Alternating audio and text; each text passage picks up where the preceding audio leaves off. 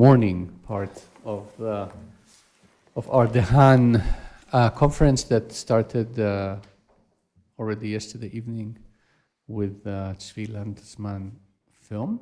I think that he will also join us a little later. And the panel with Oded, and Dori, and Rafael, and Zvi, of course. And today we have two more sessions, panel discussions, one concerning sexuality, we called it, and the other one we called politics.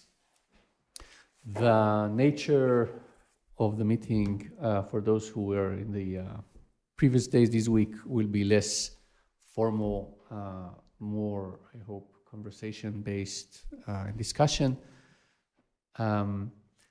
I remind you that after the two panels, each one will take more or less 1.5 hours. So from now until a little after 11:30, and then we'll take more or less 20-30 minutes break. Then we'll have the second panel, and then all of you are invited to a lunch downstairs, the cafeteria. Maybe I should mention again, I saw, Avinoam, that you brought the... Right, so for those who may not have been yesterday in the film, although I think everybody was here,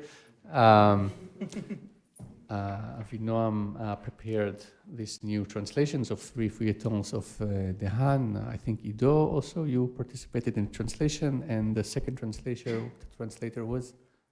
Avinoam edited, and Irit Bauman translated, and also the late Shulamit Bar. Okay, Shulamit. Okay, thank you. So they are here to have, and I repeated, the publisher and the universe will be happy if you donate something for the continuation. And with that, I will pass the word to Omri-Hannah to begin the first panel of the day.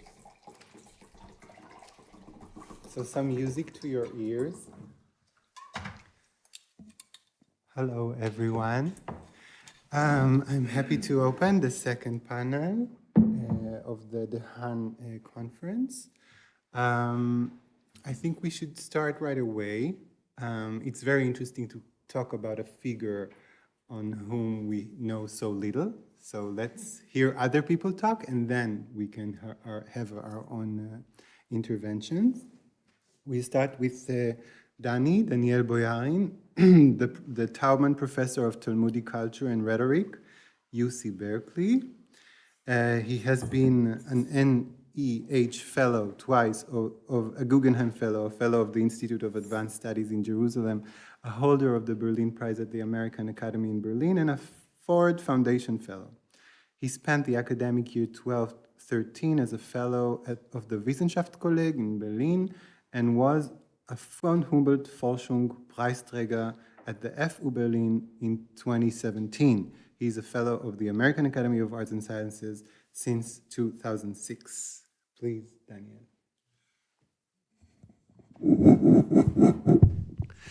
Now, I am decidedly not a de Haan scholar, even though I have been sort of invoking his name for decades as a kind of patron saint. But I know something about sex. And I know something about Zionism. And so I'm going to speak quite briefly, but in a sense to set, I hope, a little bit of a framework, or to enrich the framework of this conversation. I think sometimes we tend to invoke de Haan as the intellectual leader of the a certain kind of haredi anti-Zionism, and treat his sexuality as a curios, something interesting about him, but not central, not essential. So what I would like to say in a very, very tentative way, right? I feel safe here, so I'll be tentative, is that, and this comes out of my own research that some of you might have encountered. Zionism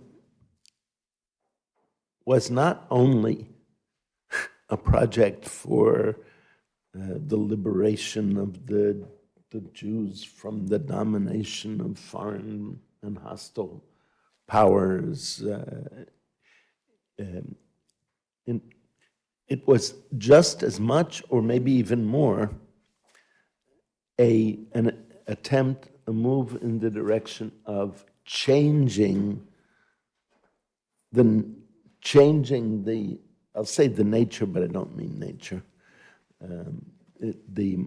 of Jews, right? Which is, I think, a much more powerful part of it. It hasn't succeeded, obviously, in liberating Jews from much of anything, but it has succeeded to a great extent in changing the nature of Jews,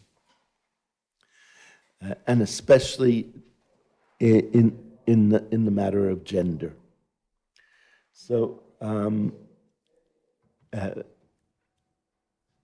I've traced in my work, and I think some other people have picked up parts of it, and how significantly resistant traditional Jewish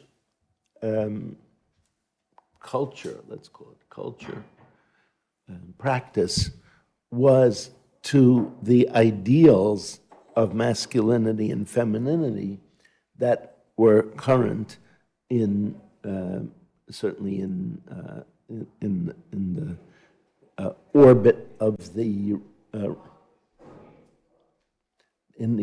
of the former Roman Empire. Right? It is not at all accidental, although it took me a while to realize it, that we call these, or we name these patterns romantic, and have the noun romances. These are all directly derived, of course, from Roman, right?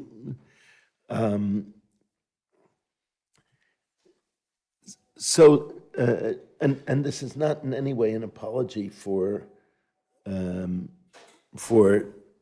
internal Jewish gender practices vis-a-vis androcentrism and male hegemony. But the male hegemony was oriented differently to a great extent from the kind of masculinity that was current in the unholy post-Roman Empire, of which had a very great tfutza. Dissemination, good, yeah. Okay, so no, I have argued and would continue to argue that the Zionist project was as much an attempt to, and it's open, it's out there in the text. This is not something that has to be decoded. It's right out there.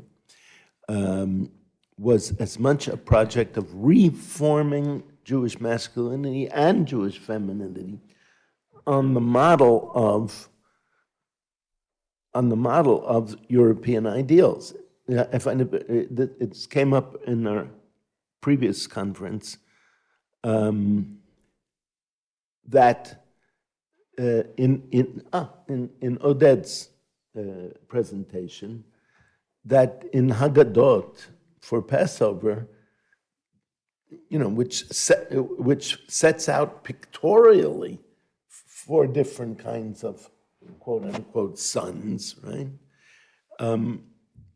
Until somewhere, according to my research, till somewhere around the 1920s, the wicked son was always some kind of a soldier, a knight, or the picture you showed was of a foot soldier, but this was always the wicked son.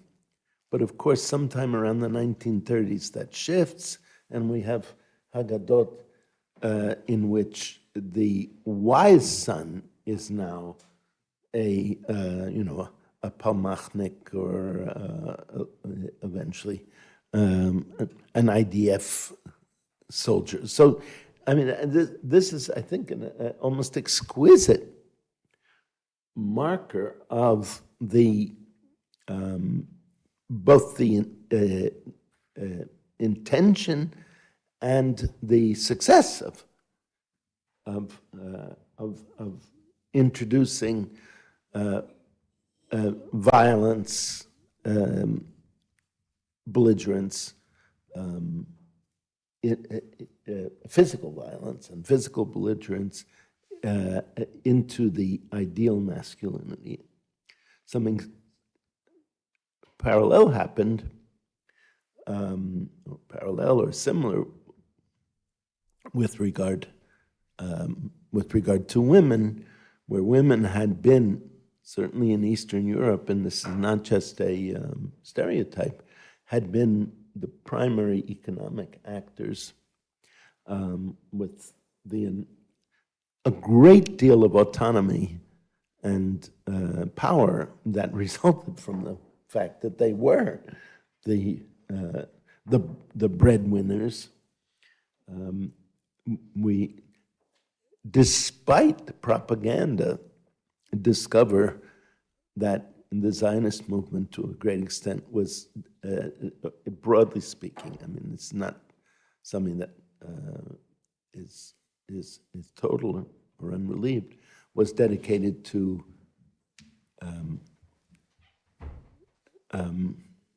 producing good housewives, angels in the house. I mean, the example that's always given is of the kibbutz movement as the liberation of women, but again, it's no secret. I mean, it's all right. They're documented what the sorts of activities that women were assigned to in the so-called radical revolution, which ends up looking a lot like simply the Romanization of.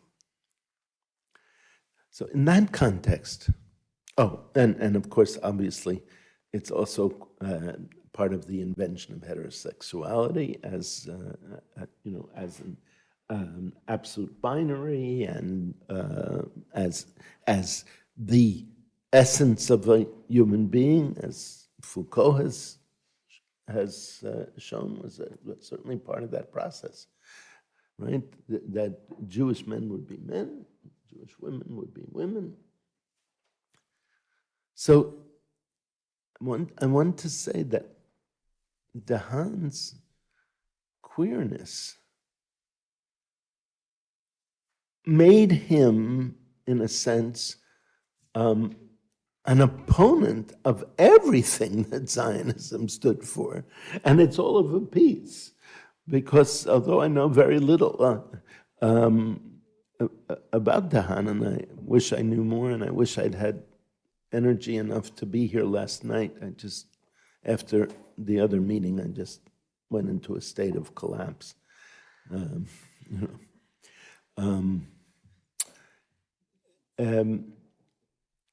That to the extent that de Haan's abandonment of Zionism, right? His Josephus-like going over to the other party, we might say that, and becoming, owing to his vast acculturation, right, became a significant spokesman for the anti-Zionist Haredim.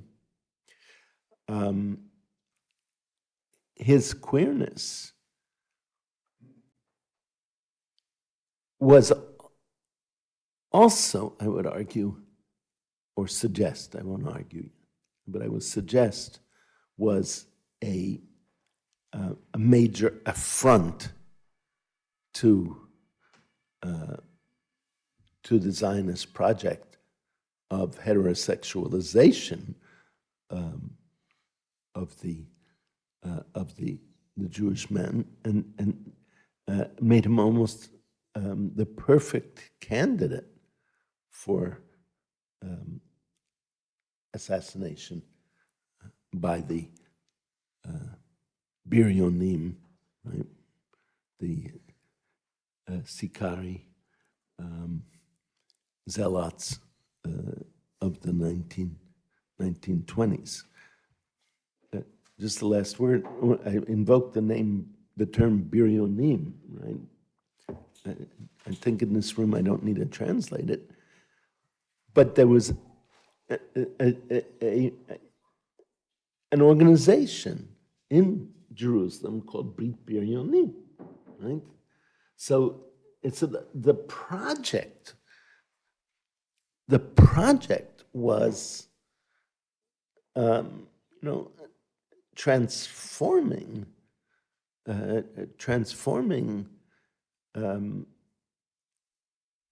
the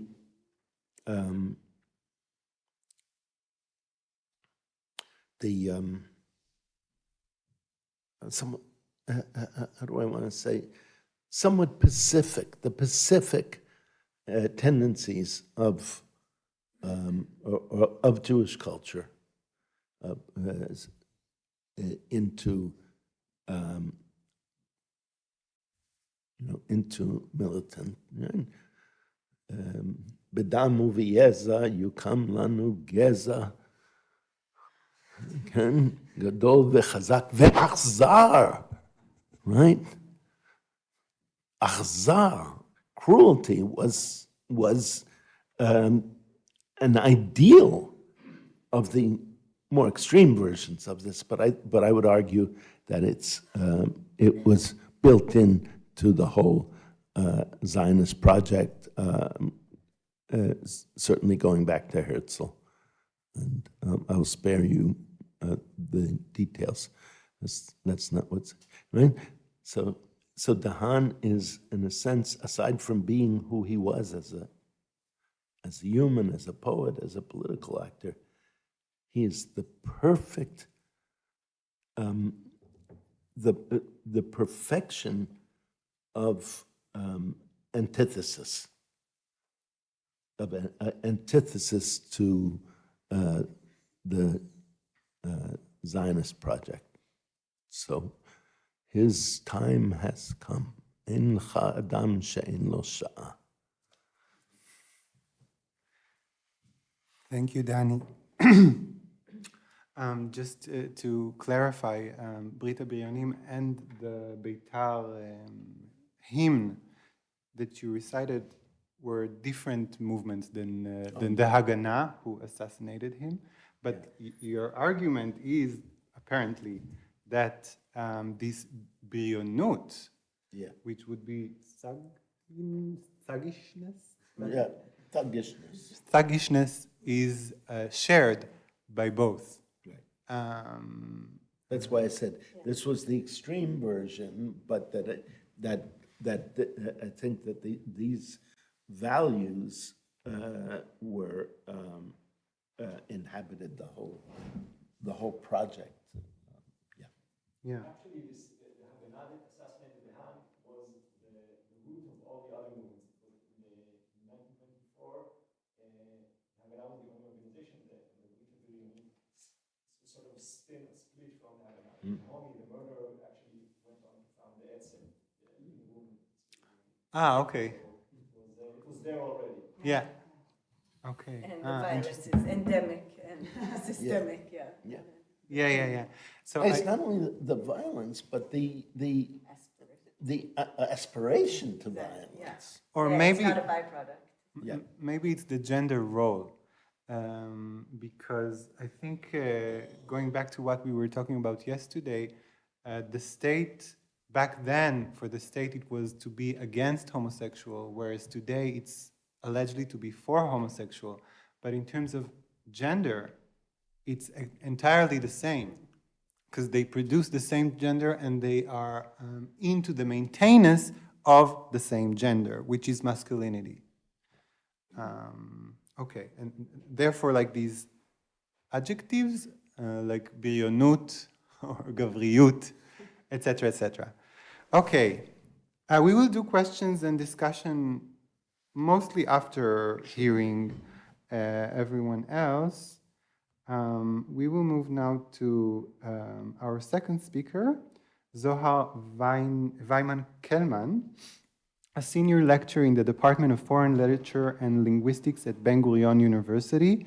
They received a PhD in comparative literature from the University of California, Berkeley, and held a postdoctoral fellowship at the Center for Jewish Studies and the Women and Gender Studies Institute at the University of Toronto. Zohar was a fellow at the Katz Center for Advanced Judaic Studies and an associate scholar at the Humanities Forum on Sex, both at the University of Pennsylvania.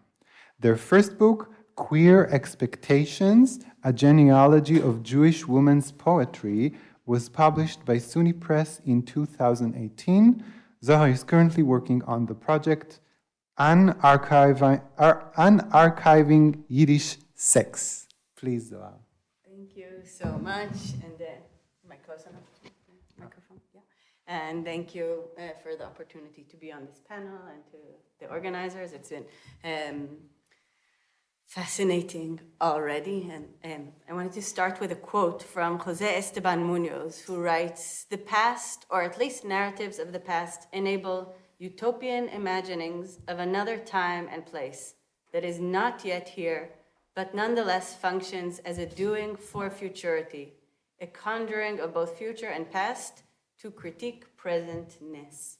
And I wanted to start with this because of this feeling of coming here more than ever in the present, in the very painful present, genocidal present, petrifying present, to ask what the past of de Haan offers us. And I'm asking because it's so clear that there is something to be offered from this conference, but also from having agreed to speak at this conference a few months ago, not knowing much about de Haan and having conversations about him all over Israel since. I have gotten to learn a lot about the role that de Haan is playing today. So that's a bit of what I wanted to bring in to play, and to bring this from my own critical framework, the one that got me invited to the panel on sexuality. So all things queer, sexuality, history, temporality. So I really appreciate also Daniel's bringing time into this. I could also be here though as a former poster boy of queer orthodoxy. In one of my past iterations, I have it on the screen, wait. How do I make it begin? So this is the cover of the anthology, Keep Your Wives Away from Them, Orthodox Women, Unorthodox Desires. I don't identify not as a woman and not as Orthodox, but I lent my image, and this was actually a part of a drag project that I had. The original drag name was Na Ostjude, which to me was perfect in mixing all of the positionalities of the Middle East and the Ostjude and the contemporary histories of power and powerlessness. And also my drag persona performs only in Yiddish. mainly to Chava Alberstein. But my premiere show was 2007 in Wiegstockel in SO 36. And the German drag queen presented could not bring herself to say, "Na Ostjude," just that was too much. Later I realized it's because I was a guest of a Polish drag king troupe, the Boys. So she just thought I was a Polish person in Jewish drag. So I got actually that it might have looked more offensive than an Israeli drag king. But I did switch my name to be more palatable to a Shabbos Dick, pertaining to Shabbos, of course. So I invoked this project. Shabbos Dick is good, no? Yeah. Yes, in retirement, but willing to come back if the price is right. I'm bringing this up because I want to talk about a concept that holds for me gender, sex, time, and that's a temporal drag. And that's a concept coined by Elizabeth Freeman, a wonderful queer theorist who just passed away very prematurely. It's yet another loss, together with Munoz. So the best ones, I guess, are not allowed to survive. But as Audre Lorde says, we were never meant to survive. But what Freeman writes about temporal drag is that it displaces the centrality of just gender transitive drag in favor of a kind of temporal transitivity, which is not simply performative or citational, but physical and even erotic. A queer method for historiography pointing to a very mode of feeling historical that she calls indexical of queer subjectivity.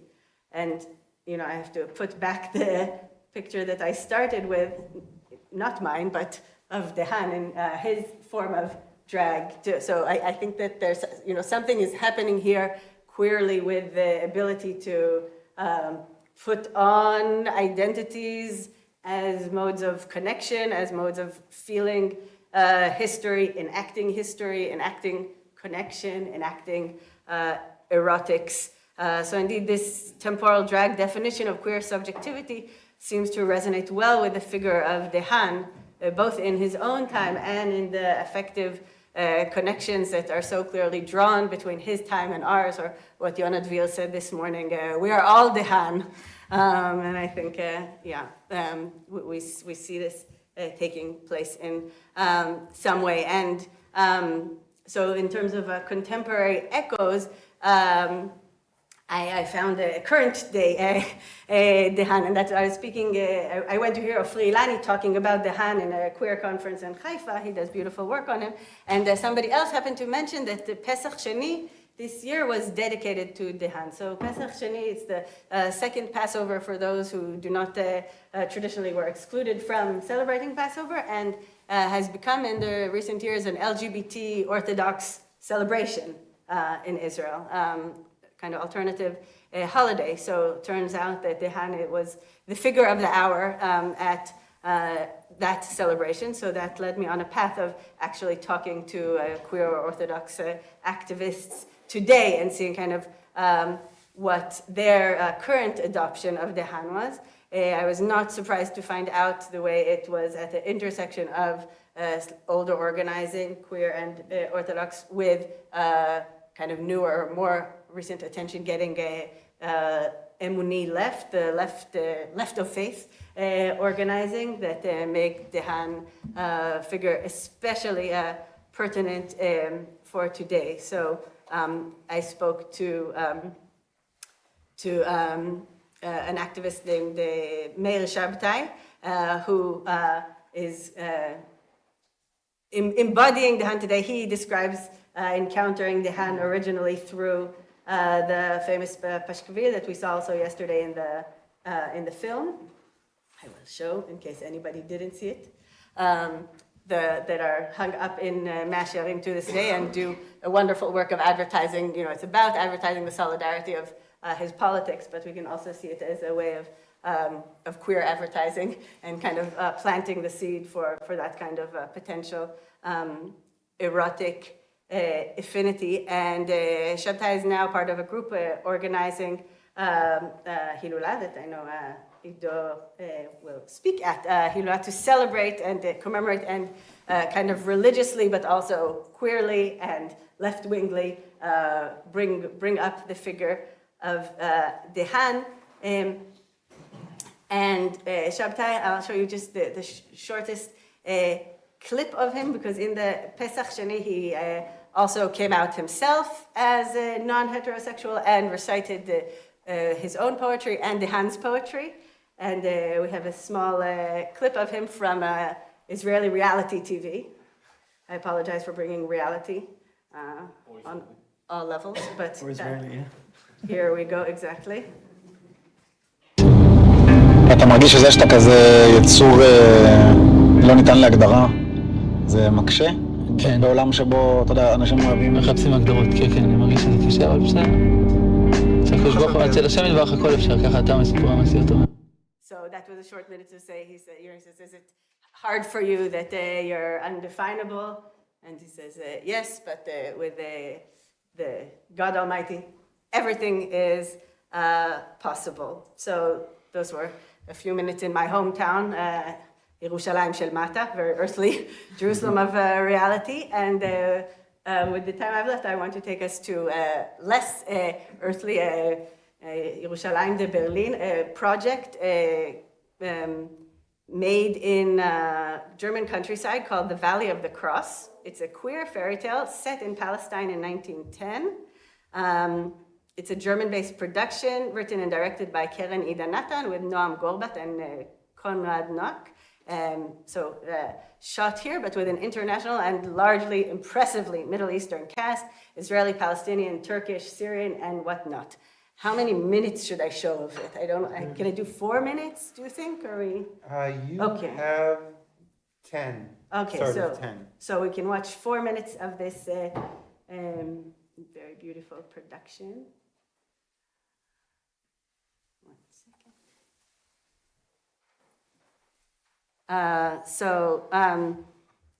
Actually, the film is where I first heard about de Haan, when they were starting to queerly talk about it, I think 2016 already. It was shot in 2019, and I was like, what? Orthodox, queer, anti-Zionist poet? Too good to be true. And as these things are, it was indeed too good to be allowed to survive.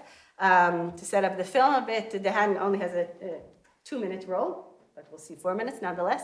The film is a love triangle between brave women who lived during the British Mandate, Herta, a Jewish immigrant from Odessa who works in the dockyard, Emmanuel, a Palestinian aristocrat fighting for a new nation, and Fanta, a factory worker of Yemenite background who dreams of doing greater things. So we'll see, even though it predates de Haan's actual time in Palestine, he's included in the cast of historical and fictional characters, and has an important role in the reality of the fantasy of the reality. So we'll watch it and then.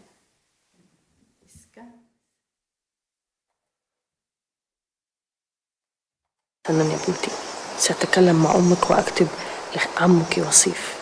شكرا. كي يعتني بابنتنا الغالية هكذا ستوافق أمك. شكرا خالاتي. شكرا يا طنطي.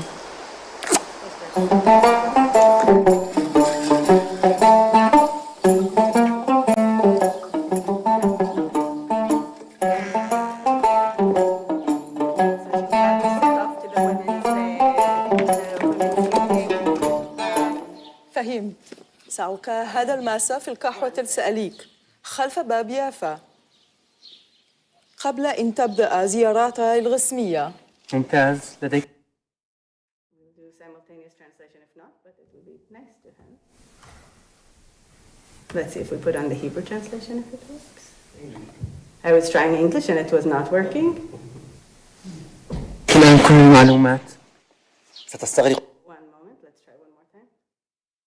I know the English will come into play later, or could it be that just the Arabic is not in English?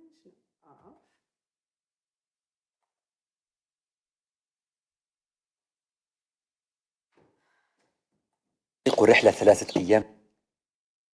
So did you vote for a Hebrew translation? No translation? Hebrew. Okay, we do Hebrew and I don't know what find yourself an Israeli to sit next to. Against Hebrew in Israel is not the same thing. What? I mean, we can have things against Israel. We can still read Hebrew. Okay. I'm in the You moment can of have. disavowal. لم الوصول إلى هناك لكن لا تخبر أحدا في الأمر فلا داعي للقول أن كل منا يعتمدنا عليك اذهبي في حماية الله يا فتاة في حماية الله يا عزيزتي في حماية الله شكرا.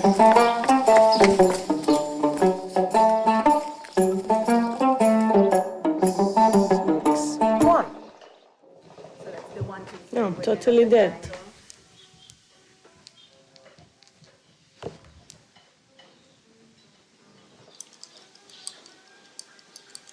You know what? Tomorrow evening, Haj Mahmoud will be performing a choreography here. And Git Vasuf Javariye. He's the greatest musician of all in Jerusalem. Let's go, huh?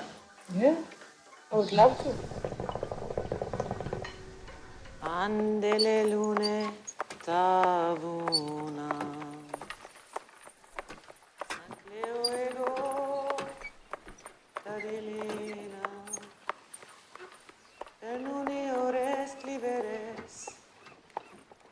Sena palioro loi, kiego tus anas tenagmos, tus peso comboloi. Stop the carriage!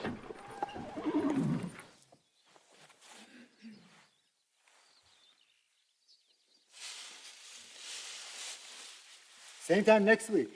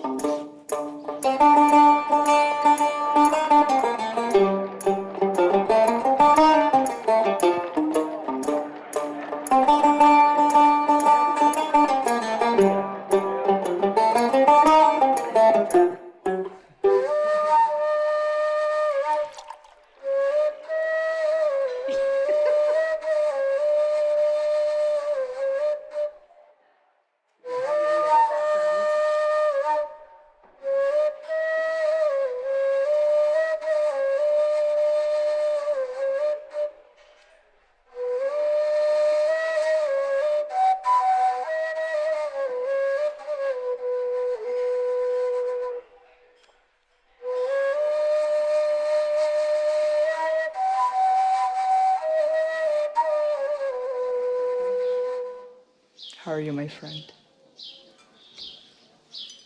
Yesterday, I received a letter telling me I will be killed if I won't leave Palestine before the 24th. The question whether or not it is advisable to kill me is being hotly discussed in certain circles. Well, in other circles, they call you the Jewish Lawrence of Arabia. Haven't the British offered protection yet? 1 week before being shot to death, and suddenly the government becoming very friendly. Perhaps I should think about leaving the country. I'm becoming paranoid. I see Jewish agents in every dark corner. Excuse me, sir. Madame, forgive me interrupting you.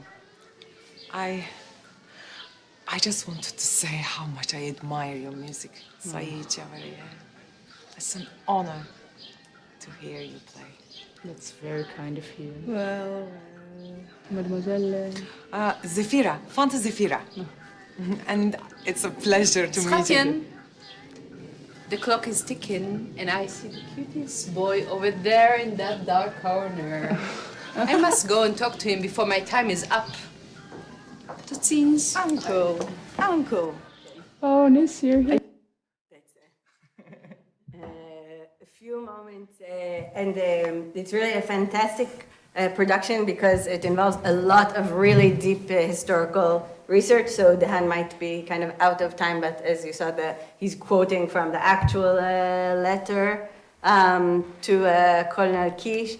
Other things, the Vagabond Cafe is a historic cafe in Jaffa Gate in Jerusalem that has been written about by Salim Tamari. The Egyptian feminist Huda Sharawi, who's in the scene, is someone who was in touch with both Jewish and Palestinian early feminist activists, though she never actually made a visit to Palestine. And even the musician figure, the Wasif Jaharia, who sits playing the knives, based on the figure, the storyteller of Jerusalem, an actual historic figure. So, so we see here a kind of deployment of the real together with a self-identified and very much a celebrated fantasy that transcends race, gender, in many beautiful ways. De Haan is played by the dancer, Israeli dancer Maya Feinberg. For example, all the casting is gender blind, and yeah, its own kind of temporal drag. At the same time, I think, to me, what the film plays with is creating something real now. The experience of making it, the experience of having it. It's not just a looking back, but it's a bringing together of threads that are meant to be kept separate and yet are brought together, much like De Haan did. So I map it out on connecting the chords between what was, what could have been, what should have been, and I think De Haan is key for all three of those, where what was demands our active historical search, something really taking place in this conference. What should have been demands our active critique of the past and the present alike, and what could have been demands our imagination. And I think in these dark times, at least for me, that muscle of the imagination is the hardest one to muster, by far. But I think somehow these queer margins that I have the privilege to live in is one place where that does feel possible, when I see the community of the production of the Valley of the Cross, making Jerusalem's multicultural past a reality on German soil. That somehow gives me some hope.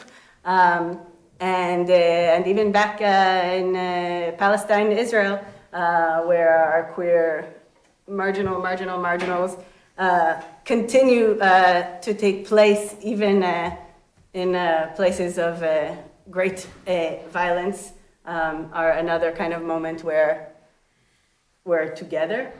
We have no idea what to look forward to, and if there is anything that we can look forward to together. But just like De Haan's very brief extinguished moment, I feel like we're living also a moment of this connection now. And even though it breaks my heart, I'm also very grateful to have that queer reality in the face of everything today. So that's it. Thank you, dear. We will move ahead just to be sure that everyone speaks, and then we will open up. So our third speaker, let me find you first. He's right here. He's right here. Yeah, we can skip the introductions. Yona-Dvir Shalem is based in Würzburg, Germany, a PhD candidate of ancient Near East and theology, and has an MA in gender studies and theology. As a poet and translator, Yona-Dvir organizes and participates in various interfaith and multilingual projects between the Abrahamic religions. Thank you. So first of all, again, thank you for the organizers and for having the privilege of being here. Thank you for that. This is very meaningful, especially because of De Haan, and I often wonder if he was happy to know that we speak about him the way we do, because it is a lot about him. We use his name to talk about other things, but we do talk about him also directly. So I think his little narcissism was satisfied by what we're doing now. I am very interested in the literary, sexual, religious, mystical side of De Haan. That's, I would say, also the thing I'm interested in life, not just in de Haan. And I think also translating him and working with this text has been a very meaningful and intimate interaction with him. And it's interesting also that you brought the Haggadah. I wasn't there to hear I think it was you who spoke about the Haggadah and the four sons. I actually thought that the four sons are a very good poetic image to work through talking about de Haan and about the process he went through.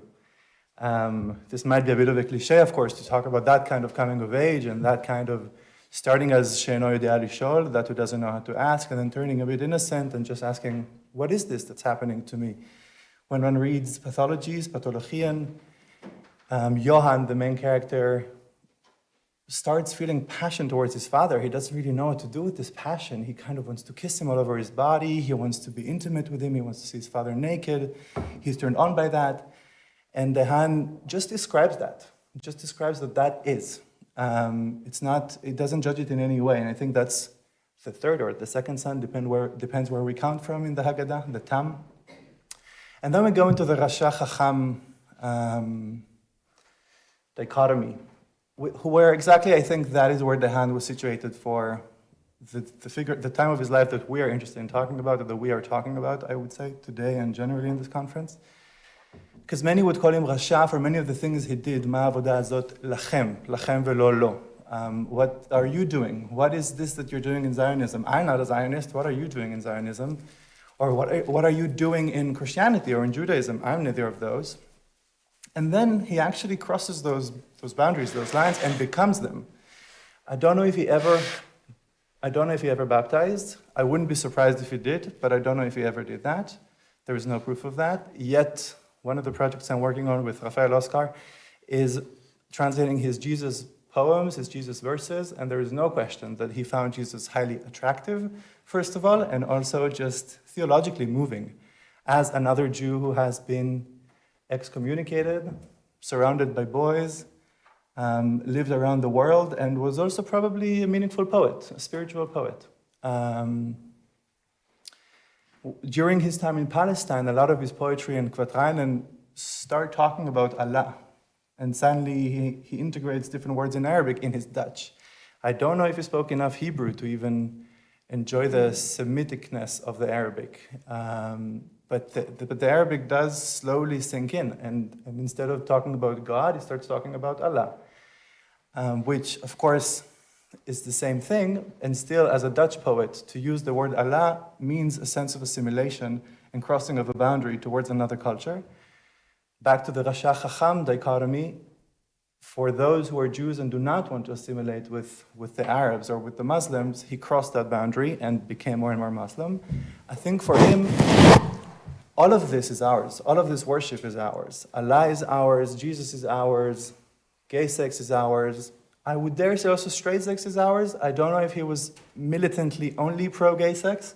I would assume he wasn't. I mean, I like reclaiming him as a gay figure, but maybe it's more correct to say also bisexual. I don't know if he was really into the other sex, but I don't think he was bothered by that. I think also coming to this conference now, one of the things I wanted to do for many years, and I told Reb Daniel a bit earlier that when I went to yeshiva, we used to study Reb Daniel's text with Yona Volach, and we used to think that it would be interesting to bring the two together once, just to talk to Reb Daniel about sex. I think is a joy. And, and specifically, I think in this context of crossing boundaries, there's a lot about sex that has to do with boundaries of the body, holes in the body, openings and closings of the body.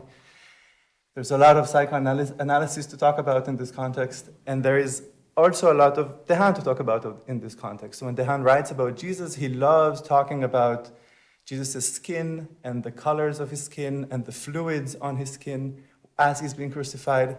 And this erotic language, of course, can be understood almost by anyone, I would say, but specifically through a Jewish eye, having in mind that he came from an orthodox background. Just, I think it was 2 weeks ago, when we were in Amsterdam, we had Benny Reich's exhibition in a synagogue. And a religious woman said, I don't want to sing next to two naked men in the synagogue. It's okay if I'm happy for them to be there, but I don't want to sing in front of them. This doesn't fit for singing in a synagogue, which wasn't a specific critique on the queerness. She was lovely, I think, and very pro-gay, and everything was, some of her best friends are gay. But still, it was clear to her that there is no naked Madonna, and there shouldn't be any naked gay men in synagogues. On the other hand, when you go to a church, there is always a naked man, or an almost naked man. And I think that's something highly attractive. There is something about it that is highly erotic, and the Passion of Christ is one of the key moments of Christianity, and that drew de Haan, and also kind of draws me into Christianity. This is something I find very meaningful in Christianity that we lack or repress in Judaism, I'd say. Back to maybe the first stage I mentioned, the she'eino יודע לשאול, that who doesn't know how to ask. In Pathologie, not in Pathologie, in Pipelines, the first novel, the novel that was completely bought by his wife, he writes about a specific character who brought him into the gay world, who kind of showed him the secrets of gay life, and also in reality, this person, Arnold Altrino, I don't know if it was a friend or a student of Hirschfeld, and brought the latest scientific developments from Berlin to Amsterdam, and told de Haan, it's okay. These passions that we have are not unnatural, are not prohibited. It's just a human condition. It's a bodily condition. And it's okay. It's not something we need to fight. And that character, I think, is the character that turns de Haan from the she'eino יודע לשאול into the tam. And as we see in the Agadah, the she'eino יודע לשאול is the one we're supposed to tell him ourselves. We take this boy who doesn't know how to speak, and we tell him, no, it's fine. This is what it is. I would say that's a letrino for de Haan. That book, of course, was completely a scandal, and no one was allowed to read it. And on the same year also, his Jesus verses come out. But his Jesus verses weren't as radical for some reason, maybe because they weren't published as a book by itself, but rather as a part of a journal. But also maybe just because the other book was just much more scandalous. Lastly, maybe I'd like to point out that a lot of these texts, in both novels and in the poems, in the Jesus verses as well as in the Quatrainen, talk about sexuality as an act of divinity, as a spiritual act. I have been trying to see when he talks about his love for other men, and when he talks about his passion and attraction and erotic interaction with other men.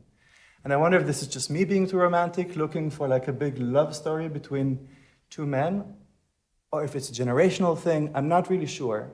It seems like often he talks about passion. I'd like to read one of his poems, in which I think he also reacts to the concept of Yetzer Hara, the evil inclination, and instead of using it as Yetzer Hara, he calls it unrestfulness. He says that he's restless. I'm going to read this maybe in Dutch for the fun of it. I don't know if anyone is going to shout at me if I say something wrong. But if not, then I'll afterwards read the Hebrew. I think one of those languages will be understood. Onrust. Adil is müde en hij legt zich te slapen. Ik ben moe die rustless niet slapen kan. Hij is de elkut de stouwste van de knapen. Ik ben een achtes rustless man. And now in the Hebrew, and it's called restless, חוסר מנוחה. עדיל עייף ונופל מיטתו לישון. אני עייף, חסר מנוחה ולישון לא יכול. באלקוץ הוא השובב במקום הראשון, ואני גבר חסר מנוחה וחרד מכל. So his paranoia that we saw in the film, perhaps, is something that could be understood as a trauma as well. The experience he went through in 1904 of losing all of his social connections and life is a very deeply difficult and moving experience, I think. I don't know if he ever went back to himself after that experience. And back to himself, I mean by that the loss of a community is one of the I can't even speak about it. It's one of the worst things one can go through. It's difficult for me to speak about it because I went through this myself, and I think perhaps many of us in this room who have been thrown out of communities know what that means. But I think that kept on begleiting him. How does one say begleit? Lelavot? Following Following him. Yeah, I want accompanying him. Thank you. Yes, and I think that paranoia, this feeling of someone here is against me. Someone here wants to harm me. I don't know exactly who, but there are agents everywhere I look. This feeling is something that you feel when you've been thrown out of a community, when you don't really know who you can trust and cannot trust anymore. This is something Jesus felt. This is something de Haan felt.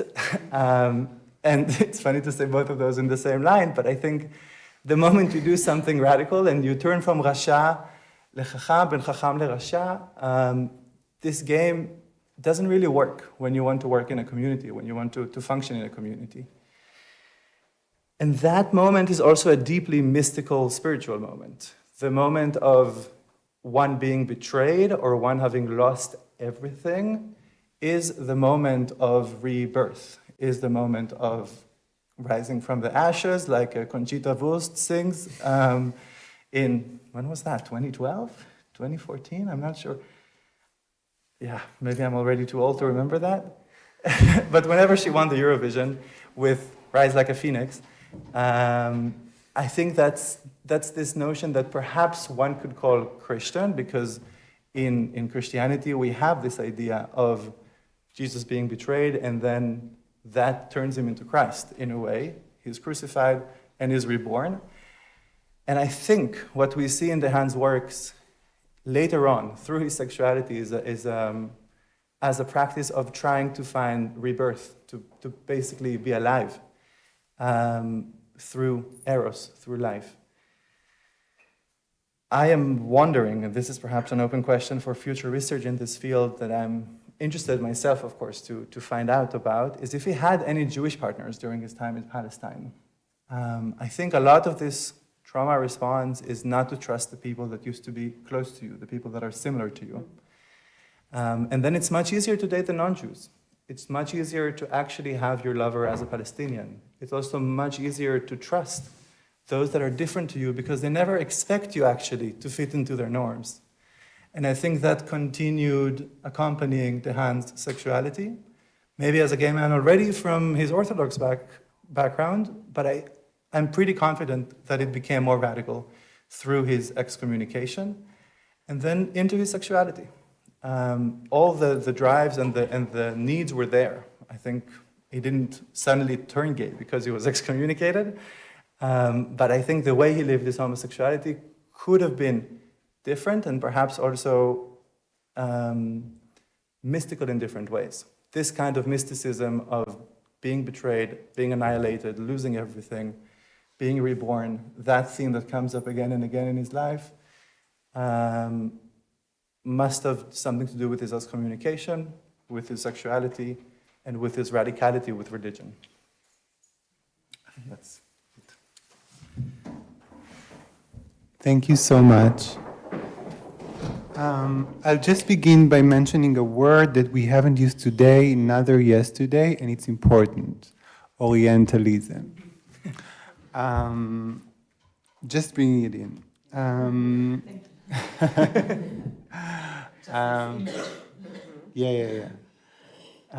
The thing you said about talking with Daniel about sex, with Reb Daniel here, it's very important, and I share it very, very much.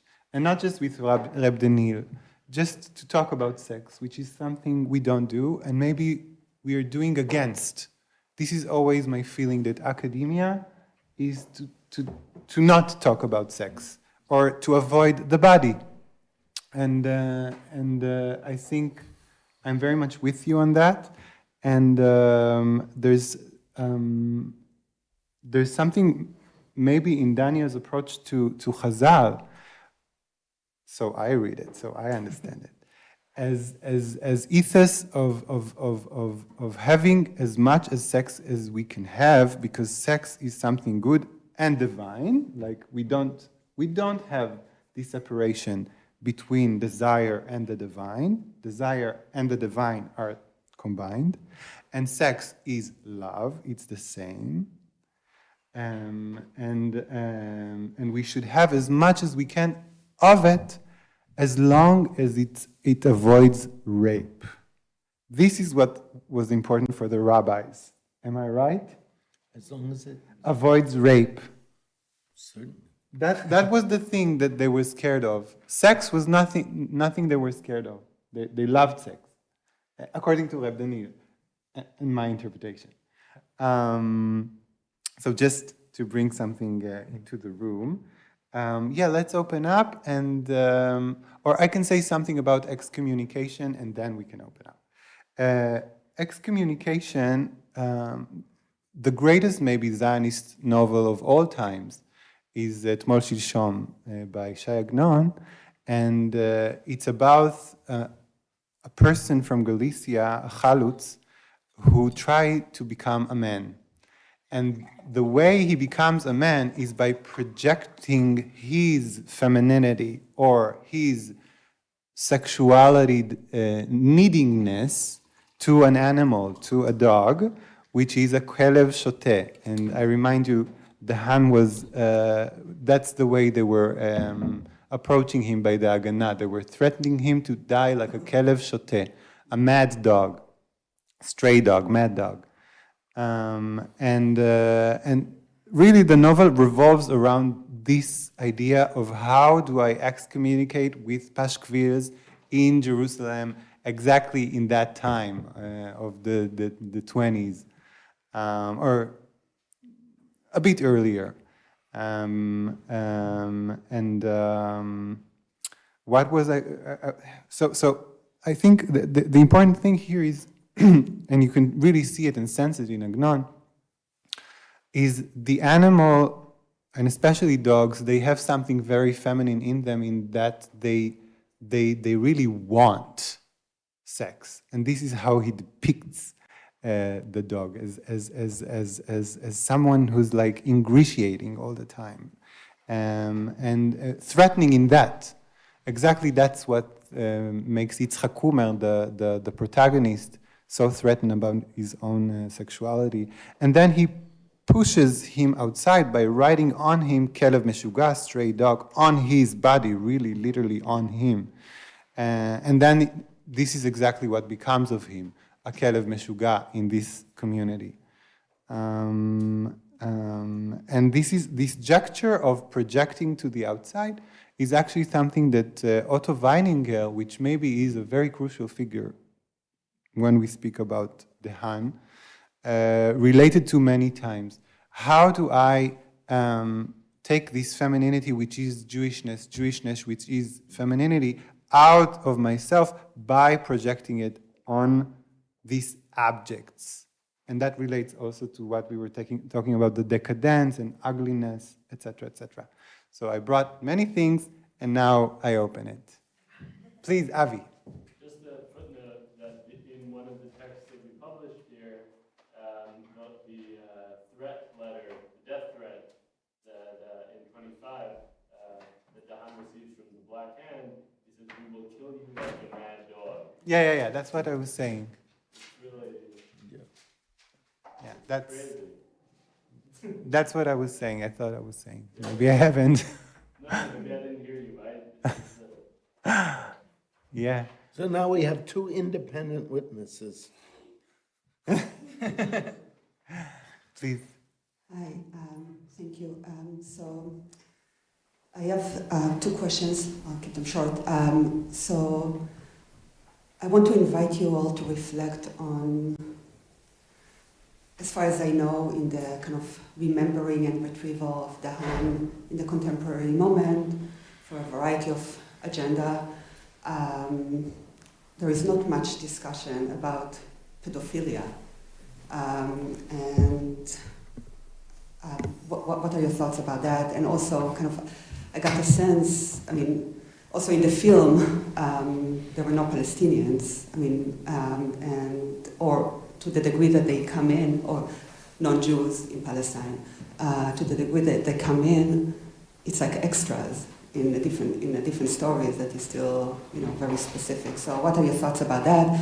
And then with respect to the the attraction to Jesus, I wonder, because I'm not at all an expert on the Haan, if that Jesus is white, or how does he look, the Jesus? Thanks. Yeah, so I invite people also from yesterday. We have the director and we have some of the participants. So please, you can also share your thoughts. Are we collecting or are we answering directly? No, we're talking directly. Okay. So Yona, please. So maybe just the Jesus question is actually rather easy to answer because he describes his skin as very white and pale. So I think that's a very white Jesus. So for He was a Palestinian. You know. yeah, absolutely, absolutely. Palestinian gay Jew.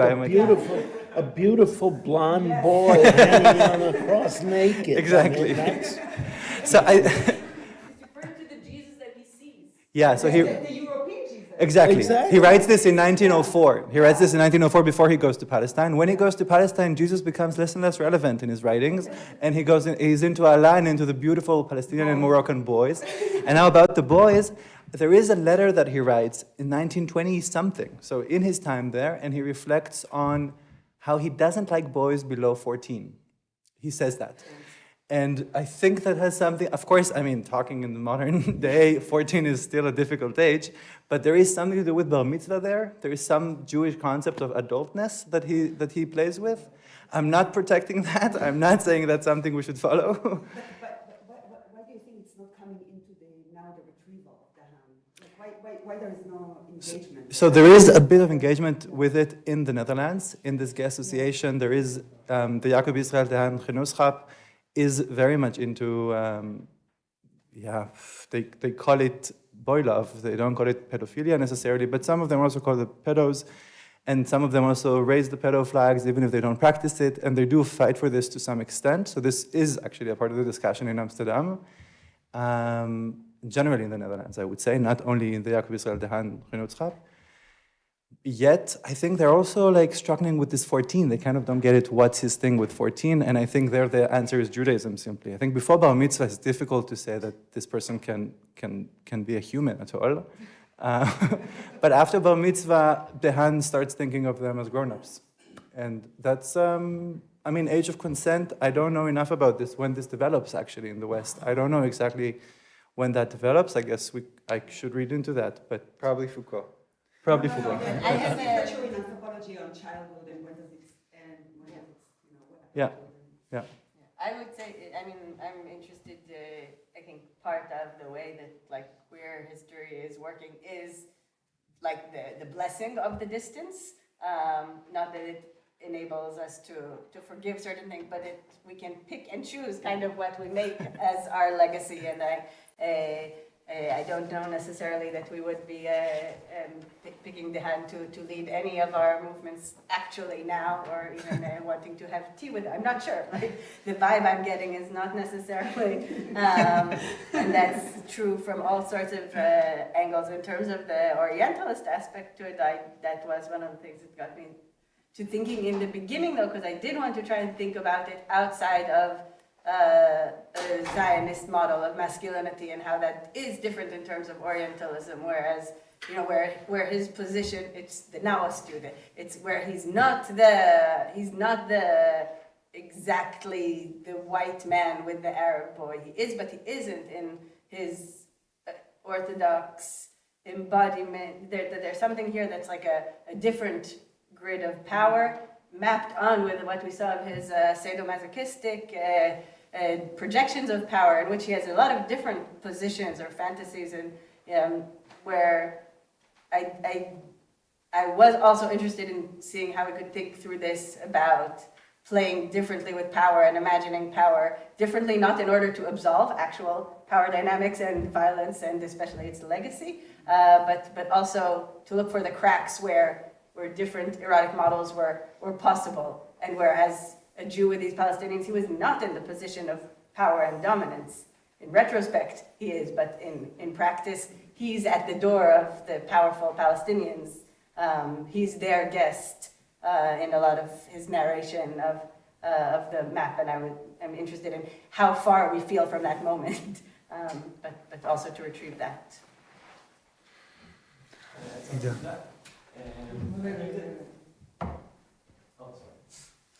Were you going to say something?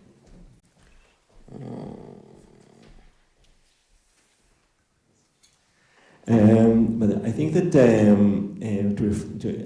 we're talking about actually two things, and they're not completely separate, but there still should be distinct. One is the historical de Haan, and one is the image of de Haan. Yes, and I think today for people who talk about de Haan, for those who oppose him and what he stood for, then there's no need to apologize for anything. But for those who adopt him as a poster boy for radical, queer, anti-Zionist Judaism, it's like sort of the Che Guevara of this thing. Yes, and it's an image, and you don't want to taint this image with anything that might not fit in with the ideal you want to create. So it's just not talked about by those who feel uncomfortable by it.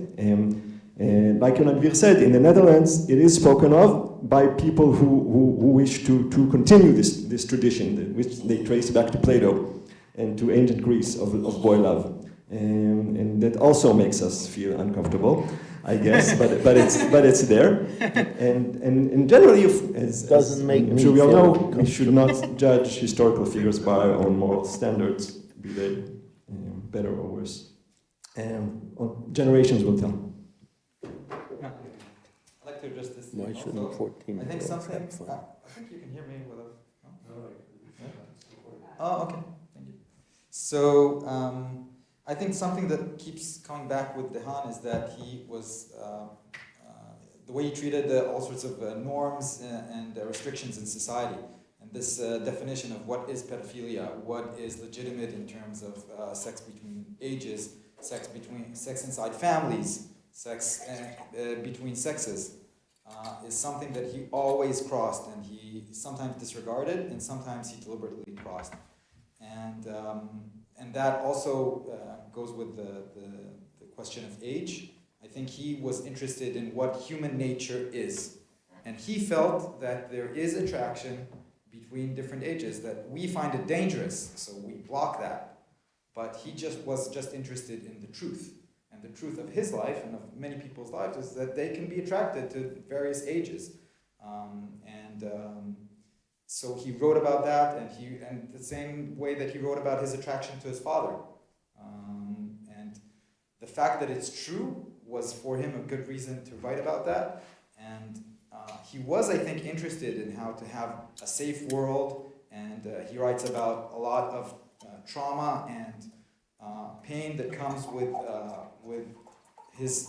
the types of sex lives that he had lived and experiences that he had. And I think you can see that he's on the search for a safe world sexually, that he's bothered by sexual trauma all the time, either in his experiences and also in the way that you can see kind of how he's looking for answers and he's looking for a path.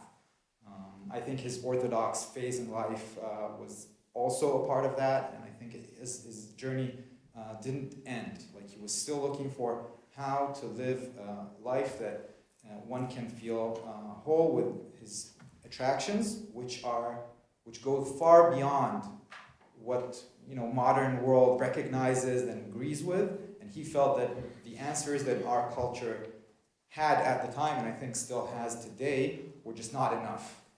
That much of what we are as human beings and as sexual human beings is not represented, and there is no answer to that, and he was bothered by that and was looking for that. And if he didn't have answers, it didn't mean that he would not write about that. So I think he wrote about attractions inside the family, he wrote about violence in sex, and being attracted to violence in sex, and being attracted to killing someone else. There's like a little story called The Monster, in which someone just kills the person that he loves. He felt these attractions, and he felt like we need to still keep looking for answers to how to live with all of what we are as human beings. Bernie?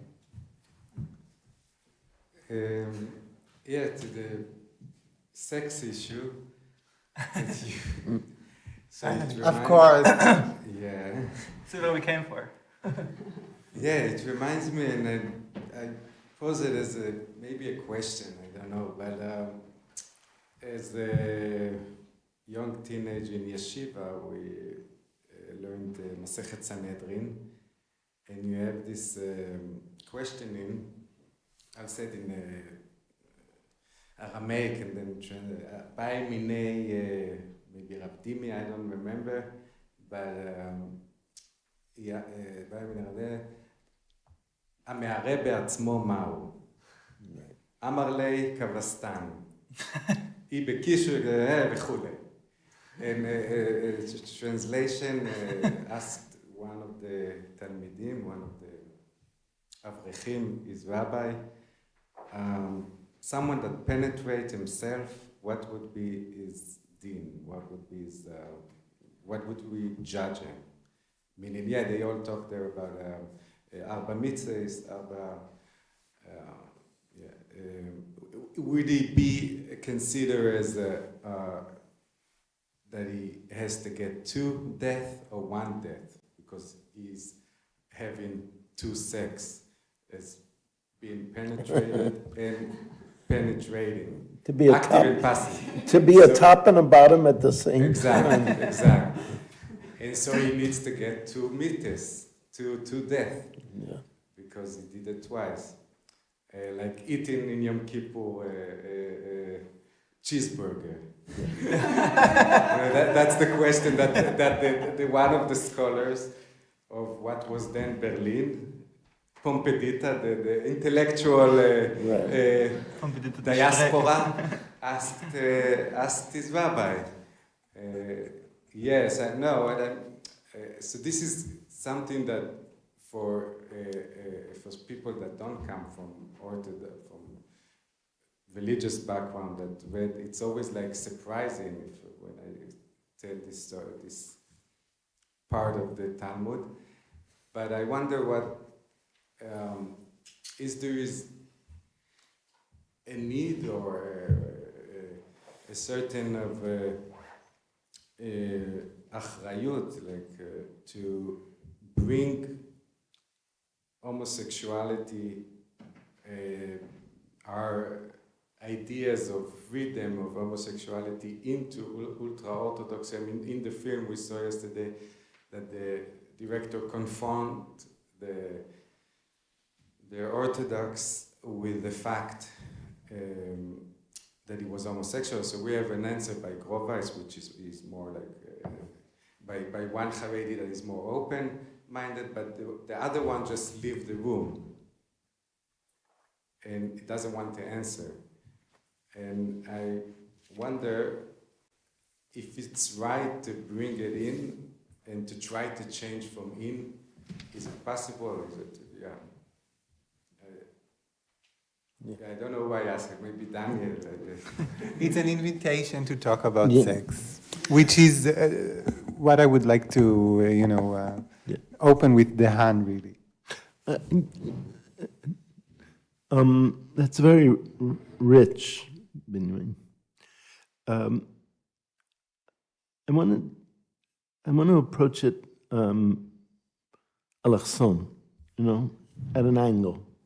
Because there's another very significant figure that we could almost talk about in this context, and that's Bertha Pappenheim, right?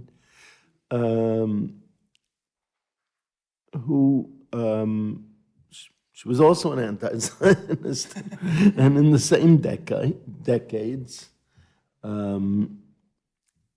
a very, very powerful feminist activist, Orthodox Jew, fighter against what was called then white slavery,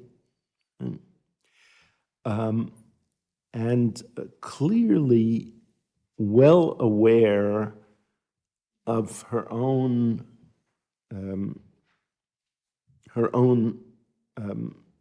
deep erotic attractions to women. Right? So what exactly, how exactly that was lived out, it's a little hard to tell, and certainly hard to tell by reading Anna O by Freud.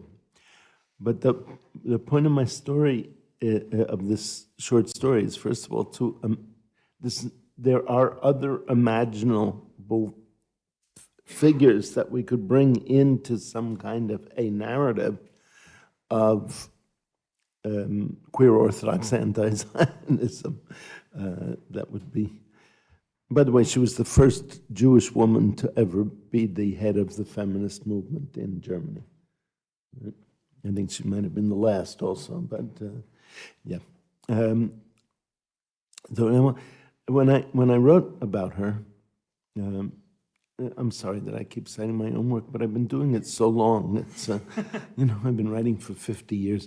When I wrote about her, I showed it to Professor Yaakov Zussman of the Talmud department at the Hebrew University, and I got a very surprising response from him. He said, she was my great aunt, so right, and in the family, that is the family, presumably, a normative Zionist Orthodox family that Zussman had come from. They just they dismissed her entirely, and all of her importance, all of her work, and all her significance, and saying that she was an old dyke. So so that was a way of getting rid of a disturbing figure, of getting rid of a short of assassination. They didn't send the Haganah after her, but she was marginalized. And she's probably one of the 3 or 4 most important Jewish women of the 20th century in terms of her impact and her influence on the feminist movement, on the exposure. She went everywhere, spoke to every Rebbe, especially the Alexandria Rebbe, about ending this horror of Jewish girls being sold into prostitution as slaves in Turkey and in Argentina in particular. With it, there's not one street in Israel that is named Bertha Pappenheim Street. Not one. So, do we have in Germany? I don't know. I feel like the answer is yes, but I'm not sure where. Like, yeah, we should check. Yeah. We're closing to the end. I invite maybe women to talk. Rafi or Yael or someone from this corner of it. How can you tell women? I know, in this case, I know. Just like to add one thing. We are talking here about Israel de Haan, but he also had a sister. And her name was Caroline Lea de Haan, and she became known under the name Karin van Bruggen. And she was a philosopher and a writer. And I don't know much about her. I just heard about her while we were in Amsterdam. And her novel Eva, I think she wrote it in 1927, was, I think, one of the most relevant modernist novels in the Netherlands, in Dutch. And yeah, she died of an overdose of sleeping pills in 1932, I believe. So this is just... They were very close. Yeah. It was one year apart from each other. Yeah, he was her younger brother. So this is my contribution. And Odette, maybe? Yeah.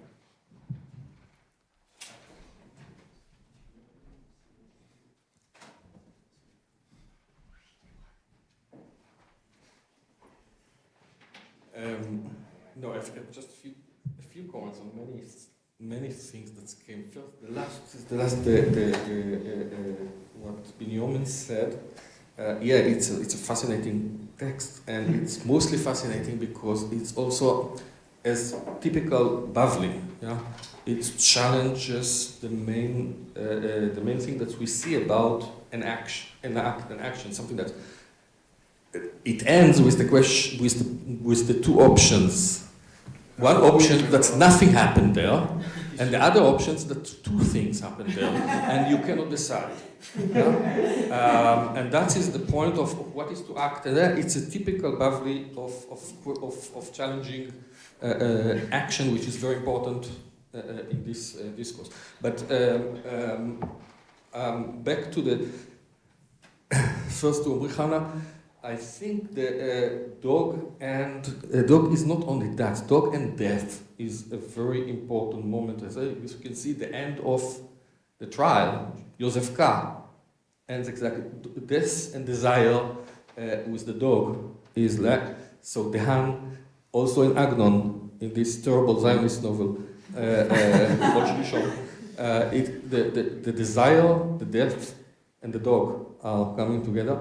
And also in this De Haan case, yeah, which is like exactly that's the homosexual, the death, and all of that is, and I think it's something that has to be sometime. I thought that it has to be studied in relation to that moment in history, this question of the dog death and desire, also with Freud perhaps. Okay, but the last thing, which is for me, with Dvir, can you? I mean, not can you? I think like when we speak about Jesus and you speak about, I also insisted on that yesterday, and I still insist on the reading of the Haan literature, which we don't do enough. I mean, we speak now about the Haan, but I'm so glad that she brings that in. I said it also yesterday. If you read one of the stories of the Haan on Jesus, there is no menucha, there is no the Jesus there. It's not clear if Jesus is the devil or the devil is Jesus. It's not clear. Nothing is. It never ends in this kind of one linear thing that we came to the place where the homosexual, the Jew, is accepted. No, this is not where the Haan ends his thing. It's nothing is accepted, nothing is normalized. I think that is my reading of his brilliant challenge to the whole, what I try to say, colonial structure, but it isn't. Okay. Of course. Yes. So just shortly, I'm going to show you this afterwards, and anyone who wants to look, there is a water print of the devil here in the Jesus verses. If you look here under the sun, you'll see a little devil. And I think that's absolutely true. And I think this crossing of boundaries, coming to Jesus is coming to the devil, but that's also holy. All of this is holy. And maybe that also can bring us to some Sabbatian theology or Jacob Frank as well. I'm not sure exactly where to place this kind of theology in the Jewish context, but I'm happy to go to Shabtai Tzvi or to Jacob Frank. And just maybe to close all of that, the Bertha Pappenheim Platz is in Offenbach, where Jacob Frank lived his last castle.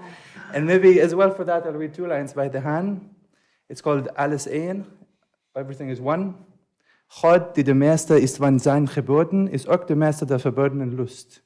God, who is the master of his commandments, is also the master of the forbidden lust, passion. And I think that is perhaps an answer a bit to this passion to Jesus, not because Jesus is God, the good and the loving, also because Jesus is the devil, and that is holy. This having sex with the devil, it's not to make anal sex kosher necessarily, but it's to say there is a lot of holiness in going against the rules. Yeah. Wonderful. Thank you all so much.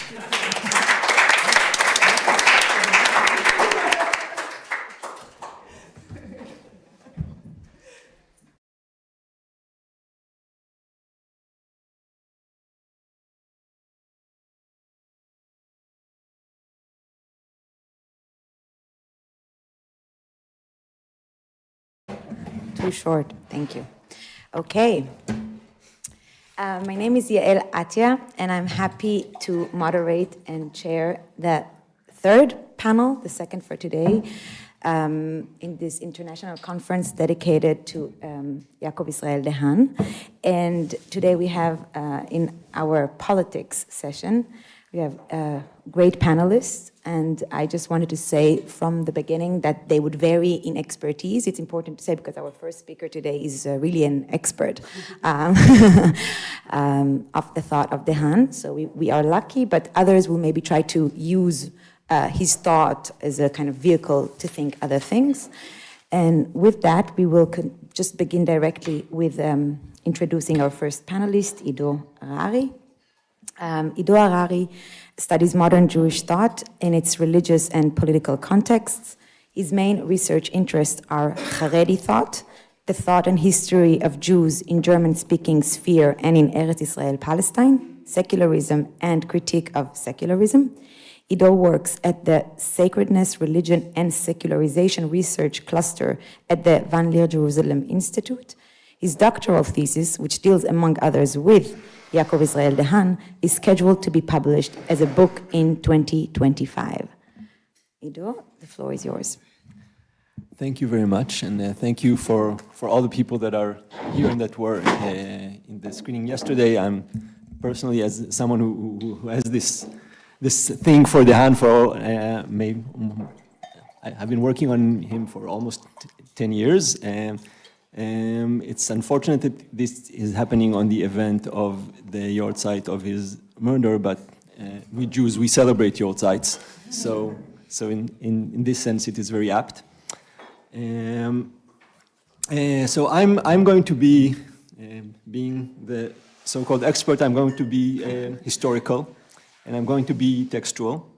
I hope it won't be too tedious. And I will try to offer a certain framing, not exclusive, but I hope productive, for understanding de Haan, and not just in the political sense. So on the face of it, it looks like de Haan's politics is a pretty straightforward issue. Yes, one of the most popular images of de Haan, as much as the term popular can be ascribed to anything associated with him, is his being, and I'm quoting from the text describing this conference, a tragic visionary of Jewish-Arab peaceful coexistence. This image is reinforced by the wall posters that we have seen yesterday and also today, hung up in Mea Shearim every year, that depict him as holding the view that, again, a quote, the only way to save Judaism is to be brothers in distress with the Arab people. And also, as well as by literally his image in Bedouin garb, which is also used in the program of this event. De Haan is also famous for being the victim of the first political murder in Eretz Israel, to quote the title of one of the first books published about him in Israel. And if that is the case, it shouldn't be too difficult to find out what were the politics that led to this murder. Both images, however, are inaccurate. In the case of the murder, de Haan's is the first one only if you start counting with the arrival of the British, and only if only Jews are counted as victims and perpetrators.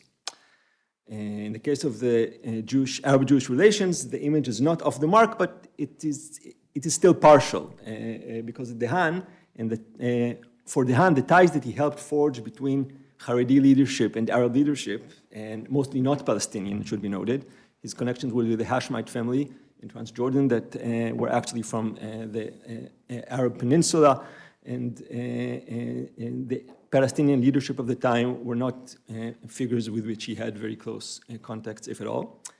These connections were, for the most part, a means to an end, and the end was not Arab-Jewish coexistence, but a liberation of non-Zionist Jews in Palestine from colonization by British-supported Zionist institutions. And while this is a worthy goal, it might seem less valuable to present-day activists who look to de Haan for inspiration for counter-Zionist politics or for well-formulated critique about settler colonialism or thought-out alternatives for Israel-Palestine. And we should remember that. In addition, we should remember that de Haan never severed himself from the Zionist Jewish community, and indeed never referred to himself, as far as I know, as anti or even non-Zionist. In a letter sent to the Times of London in March 1922, about 2 years before he was murdered, de Haan argued for the rights of the non-Zionist Ashkenazi Jewish communities in Palestine, but stressed that he does so as a member of the Zionist organization. Less than a month before he was shot, he sent his newly published book of quatrains to the Hebrew poet Chaim Nachman Bialik, with the following dedication. I am honored to send His Eminence my new book containing some quatrains written mostly in Eretz Israel. On page 30, he may find a certain quatrain called Bialik, which I wrote while reading some of his poems with Mr. Jabotinsky. Respectfully, Dr. Yaakov Israel de Haan. I'm sparing you Bialik's reply, but from the Haan side, this was not a gesture by someone who sees himself outside the camp. Now, with these facts, I don't intend to downplay the importance of de Haan's anti-Zionist politics, let alone attempt to expose an incoherent political position or anything like that. On the contrary, and this is actually my main point in this talk, I think that while de Haan was always active politically, even before he arrived in Palestine, his politics, in terms of both ideas and social positioning, has to be deciphered through a general framework which I want to call a metapolitics of non-identity, with identity being understood as both qualified by adjectives, Jewish identity, sexual identity, and so on, and as an unqualified noun denoting self-coherence and internal unity of the subject. This general framework informs de Haan's politics as well as his philosophy, and his philosophy as well as his literature, all of which cannot truly be thought of separately. It is the bedrock of his opposition to secular nationalism and the nation state, of his philosophy of language, which subverts the relation between signifier and signified, of his religious decadent homoerotic literature, and in the most fundamental sense, of his life as a haredi Jew flirting with Catholicism, married to a Christian woman, and sleeping with Arab men. And the term metapolitics is somewhat borrowed from Alain Badiou, and although I'm not using it in any strict philosophical sense, it will still be helpful to quote from the introduction to the English translation of Badiou's work, Metapolitics. His ontology operates, Badiou's ontology, operates in the realm of pure multiplicity, which is to say that it presupposes, as one of its founding ontological axioms, that any experience at all is the infinite deployment of infinite differences. If Badiou begins with experience, de Haan begins with language, or at least that's what I want to begin speaking about de Haan. Prior to his immigration to Palestine, de Haan was one of the first Dutch thinkers to adopt a linguistic philosophical approach called significs, founded by the British thinker Lady Victoria Welby. While Welby was concerned mostly with the clarification of the signifier-signified relations, de Haan went in the opposite direction. In his doctoral thesis, completed in 1916 and dedicated to the significs of legal concepts, he presented his task as follows. As a science, significs is the description of changes in systems of signs. But it is also a philosophy before anything else. And the main question is, what is the meaning of meaning? Now, this question does not, and in fact should not, lead to a definite answer. This view is presented by de Haan in a journal piece a few years earlier in a way that is perhaps no less literature than philosophy. He writes, if we only used words whose meaning was certain, how silent would the world become? Now, not inconsistent with de Haan's fundamental inconsistency, his immigration to Palestine as a Zionist, we should remember, was accompanied by assertions of a very different order. In a letter to Chaim Weizmann shortly before his immigration, he declared the following. I'm leaving Holland because I'm anxious to work at the rebuilding of land, people, and language. A similar note can be heard in a text published some times earlier. He writes, I will not be worthy of the title Poet of the Jews, a title that he very much wanted for himself. I will not be worthy if I do not ask to take part in the struggle of the Zionists. One people, one land, one language. This last quote, which in Germany especially has very grim undertones, is in many ways a summary of the logic of the modern secular nation state. The state has as its underlying principle the ideal of identity, unity, uniformity, and purification. Not long after his arrival in Palestine, we can see de Haan beginning to chip away at this ideal. The easiest way to trace this movement is by reading his feuilletons sent every week to the Dutch daily Algemeen Handelsblad.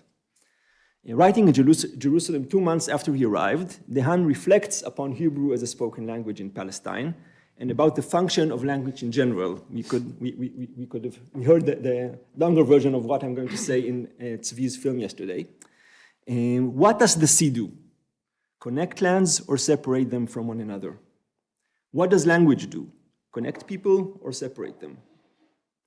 Here, the ideal of unity and its linguistic and national manifestation is only questioned. A few months later, it was openly criticized. This is done in a way that exposes the thrust of the nation-state logic to erase diasporic Jewish practice in the process of forging a unified nusach, or prayer custom. De Haan writes, "They want to build a new synagogue in Jerusalem, in which all will be able to pray. And what community will it belong to? And according to what nusach will they pray? Ashkenazi, Sephardi, Persian, Moroccan, Yemenite? I fear that behind this impulse towards uniformity lies the influence of political Zionists and the arrogance of Rav Kook." In the following months and years, de Haan identifies this impulse towards uniformity in other Zionist political ideals and practices, most notably the one called Avodah Ivrit, the idea that only Jews should be employed by Jews. He writes of this in many places, and I will briefly quote one. "There is room for many more in Palestine, but one cannot, on the one hand, deploy expressions of peace and friendship, and on the other hand, formulations like Palestine will be Jewish like England is English, and declarations of construction companies stating that only Jews will be hired for work." There are quite a few texts of this nature. I don't have time to go into them, but some other examples you can find in the booklet lying here. And we saw some in the film also yesterday. But before I conclude, and based on the assumption that we can learn about one's politics not only from what they say and do, but also from what is said and done about them, I want to take a brief look at what we might call de Haan's reception in the Zionist circles in Palestine. The most obvious deed in de Haan's case is, of course, his murder. But both before and after he was killed, a rich discourse employing metaphors of division, subversion, hypocrisy, and inauthenticity was harnessed to question his national loyalty, his religious conviction, and his mental health. In short, these texts question de Haan's integrity in all senses of the word. The thinker and writer Reb Binyamin, a member of Brit Shalom, wrote, "His poetry reveals a torn and fragmented soul. There are verses that express cursing and swearing at the heavens. There are many verses that are an expression of a rotten and unnormal sexual urge." The journalist Aaron Ze'ev Ben Ishai, who actually made a career of debasing de Haan, wrote, "An atheist, a cynic, a sexual deviant, a national spy, a man who doubts and debases any feelings of sacredness. He of all people rises up to defend religion and the Holy Torah. That in his heart he doesn't believe in it all." Ben Ishai's critique extends also to the non-Zionist orthodox community in general. People who present themselves as pious and guardians of the walls, as it were, and are Christians by all their thoughts and deeds. People who fight to create splits within the people of Israel, who declare everywhere that there is no people of Israel, one people in the land. Yes, Am Yisrael, Goy Echad Ba'aretz, as we say in the Tefillah. But sects and factions of Jewish religion like the Protestants, the Catholics, and the Orthodox. To sum up, what I try to say is this. There are many things that we can take from de Haan's Palestine politics, but most of them are historically contextualized and today can serve as little more than inspiration, which is important. His deep-rooted non-identity, however, opens up a possibility for politics that places at its core the act and not the actor. The Chavtza and not the Gavra, one could say in Talmudic terms.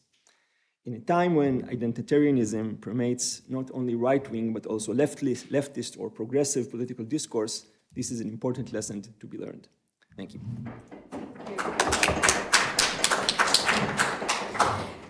Thank you, Ido. I think we'll take soon, when we'll open it also among ourselves to discuss, we'll take that point of the meta-politics and try to hear more from you about it more concretely. How can it look like for us today? But thank you for now. We'll continue with our second speaker, who is Avinoam. To the ones that are a bit confused, I was supposed to be the second speaker, and Avinoam was supposed to be the moderator. But I thought he would be a more warranted speaker for this panel. Maybe we could discuss also the reasons on why afterwards in the discussion. So, Avinoam Stillman studies Kabbalah, the history of printed books and manuscripts, and early modern Jewish diaspora. He's a doctoral candidate at Freie Universität Berlin, having completed his MA at Ben Gurion University and his BA at Columbia University.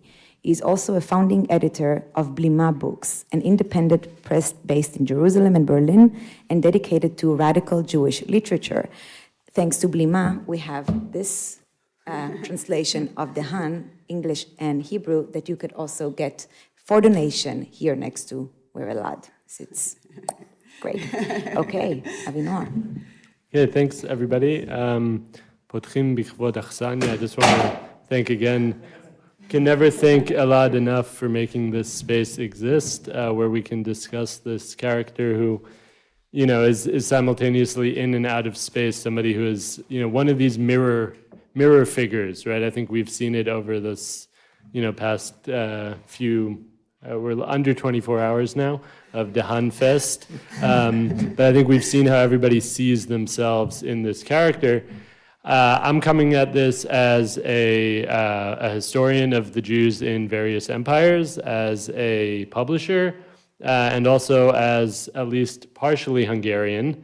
And so my remarks will reflect those realities in myself, and I hope they illuminate something in de Haan. Although I said to several people, I feel like the more I've learned about him, the less I understand, which is why I want to start with a plea, really. And I know that this is not the room that needs to hear the plea, because the people here are already materially and intellectually invested in this project, but we need more de Haan in languages that those of us who do not read Dutch easily can access. I think it's, Ido and I have been working on a project of selected feuilleton, and some of the pathologies just came out in English by the amazing Seagull Press, highly recommended.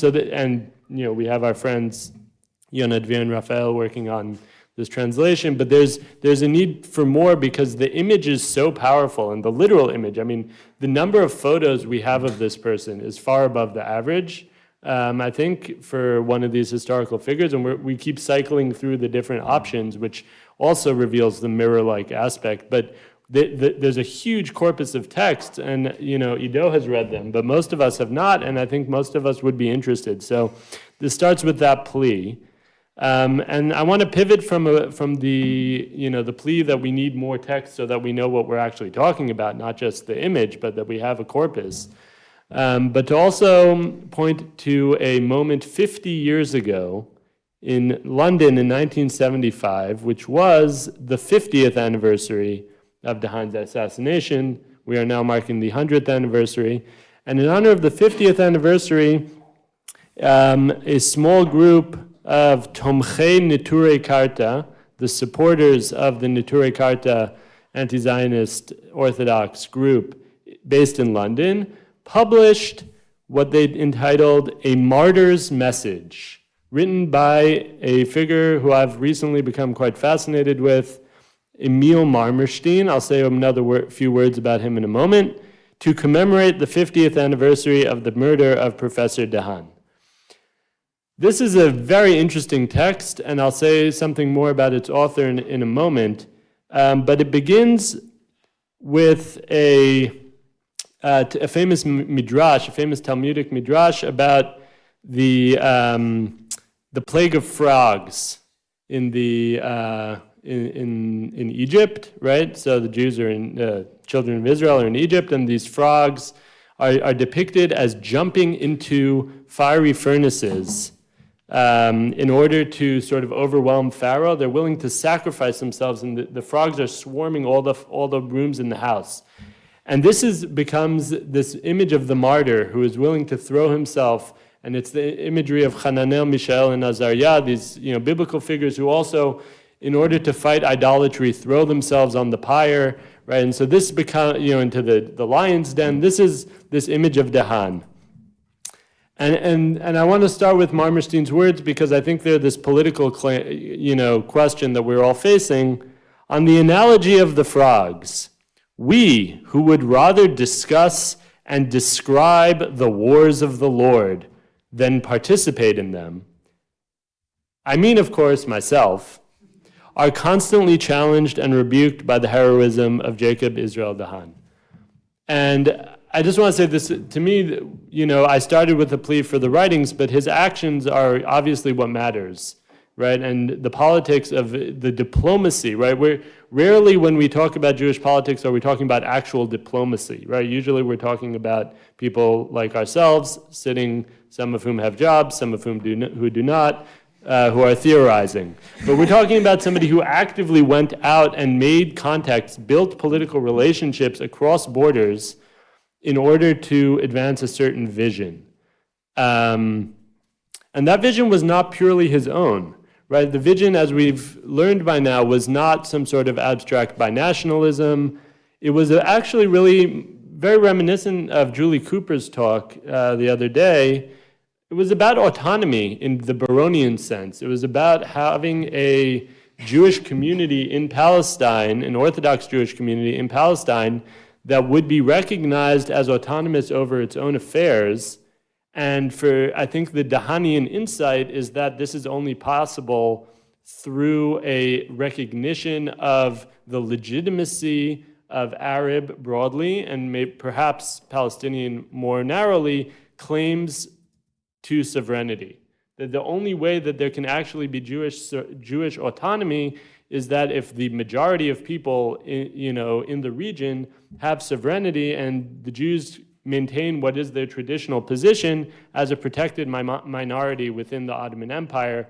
Even before the reforms of the 19th century, this was not a radical position. This is actually, a sort of throwback to an imperial position that has its parallels in the Austro-Hungarian Empire and in other empires as well, in which the Jews, right, the Hungarian Jews, who made up a large, although not sole, percentage of the Notre Karta and of anti-Zionists in general. I don't want to discount the Lithuanian, Litvak, and Yeke, elements within the anti-Zionist movement. They're very important.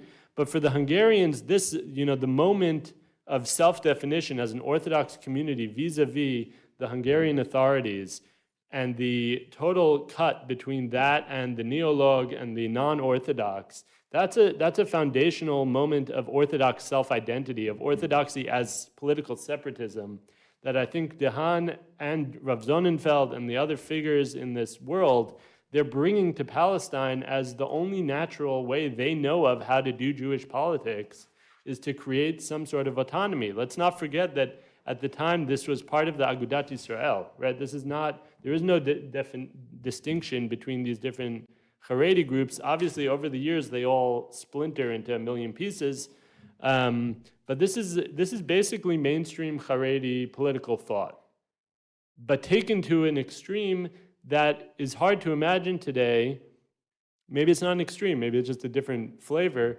Partially, I think, because of de Haan's ability to engage with Palestinians and Arabs. And I don't want to over-romanticize or emphasize this, because I was talking to Ido, it's unclear how much Arabic he actually knew, right? But he at least tried, right? And I think that today, as we look at the continued, the ongoing Nakba, we look at the ways in which Palestinians are being dehoused. I mean, yesterday, 11 homes in South Hebron Hills, at least, were demolished. And, this is aside from Gaza, right? We can't, every talk here has been, I wrote this talk before October 7th or after October 7th. This is going on much longer, and de Haan is witnessing the beginnings of this. And this moment in which it's possible to imagine Jewish autonomy under non-Jewish sovereignty, under Arab sovereignty in the region is one in which, that is something that I think we cannot lose sight of in whatever de Haan means for politics. Now, this brings me back to Emil Marmerstein. I first heard of Emil Marmerstein, the author of this 50th anniversary booklet, going to a shtibel on the Upper West Side, a small Jewish shul, when I remember my grandfather, alav shalom, saying to me, the rabbi's father, he used to wear a fez. And I had no idea what that meant. I mean, I knew what a fez was, but I didn't understand the implication of that. And recently, I somehow ended up looking up Emil Marmerstein, who is this very fascinating character. I'm at the beginning of my research into him, but just sort of the piquante things. He was a classmate of Isaiah Berlin. He grew up the son of Abraham Marmerstein, a very important scholar of rabbinic theology, one of the early generations of Wissenschaften Studentum in England, of a Hungarian family. He grew up sort of shuttling between this sort of Oxbridge world in the UK and various Städtlach in Slovakia, Hungary, what was then really culturally Hungarian. And he writes in this 50th anniversary remarks on de Haan's murder, he says, quote, de Haan has fascinated me since the morning not long past my 15th birthday, when the words de Haan ist ermordet greeted my father on our arrival to prayer. And so you have this image of somebody who, unlike us, who are all discovering de Haan now, somewhat later in life, this was a culture hero at the age of 15. And this is somebody, Marmerstein went on, he moved to Palestine in 1934. He was friends with Goitein. He had real relationships because his Arabic was far superior to de Haan's. He had real relationships with Palestinians, also with British colonial officials. He ends up going to Baghdad, where he works for the Alliance School, and is one of the most interesting documenters of the Baghdad Jewish community's opposition to Zionism and the run-up, obviously, to the expulsion of the Jews of Iraq, which is inextricable from the rise of Zionism. Ends up going back to the UK, becoming a broadcaster at the BBC on Central European and Eastern European and Eastern and Middle Eastern affairs. Writes a series of really wonderful articles that you can find on JSTOR, with titles like Religious Opposition to Nationalism in the Middle East, comparing religious opposition to the new Turkish state and Zionism, the impact of anti-Semitism on the self-identity of Zionism. These are topics which, he was writing this in the 50s, that are now, equally relevant. Why do I talk at length about Marmerstein? Aside from the fact that I know his son, so it interests me.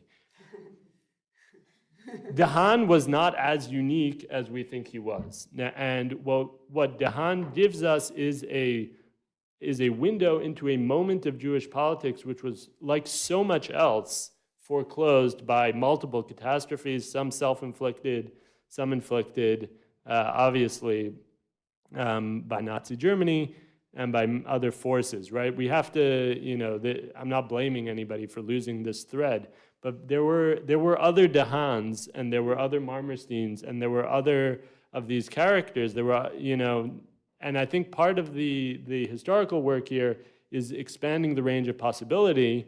Perhaps this is also the work of fiction writers, who could also expand our imagination of what's possible.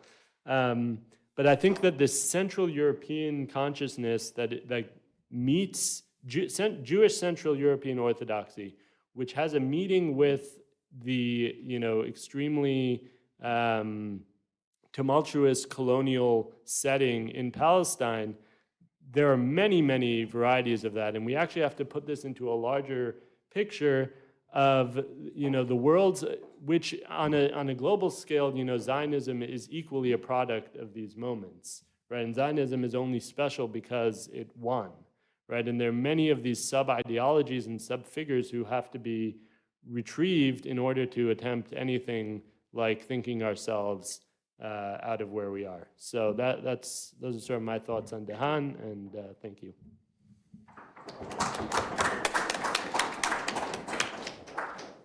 Thank you, Avinoam. We'll come back to a lot of what you said when we'll talk more concretely about how to retrieve these ideologies today. But before that, we'll go directly to our third speaker, Atalia Omer. Atalia Omer is a religion, conflict, and peace studies professor at the Kroc University for International Peace Studies and the Keough School of Global Affairs at the University of Notre Dame. She also recently served as a senior fellow and Dermot T.J. Dunphy, visiting professor at the Religion, Conflict, and Peace Initiative at Harvard University's Religion and Public Life program. She earned her PhD in religion, ethics, and politics at Harvard University, and her research focuses on religion, violence, and peace building, as well as theories and methods in the study of religion. Atalia, the floor is yours. Thank you. So I'm the third speaker, and I'm the speaker with the least knowledge about the Haan, so I feel very anxious. And I will focus on the political and ethical significance of resurfacing the Haan's legacy now, as I understand it. And I also understand that and see, and being a part of activist spaces that seek to write different Jewish scripts in ways directly that are directly confronted by Palestinian demands and Palestinian humanity. And in those spaces, there is a hunger for this kind of counter-archival work, like Avinoam just spoke about, that disrupts Zionist historiography and assumptions and potentially political realities. People seek to retrieve the countercultural Jews, the critics, in order to identify the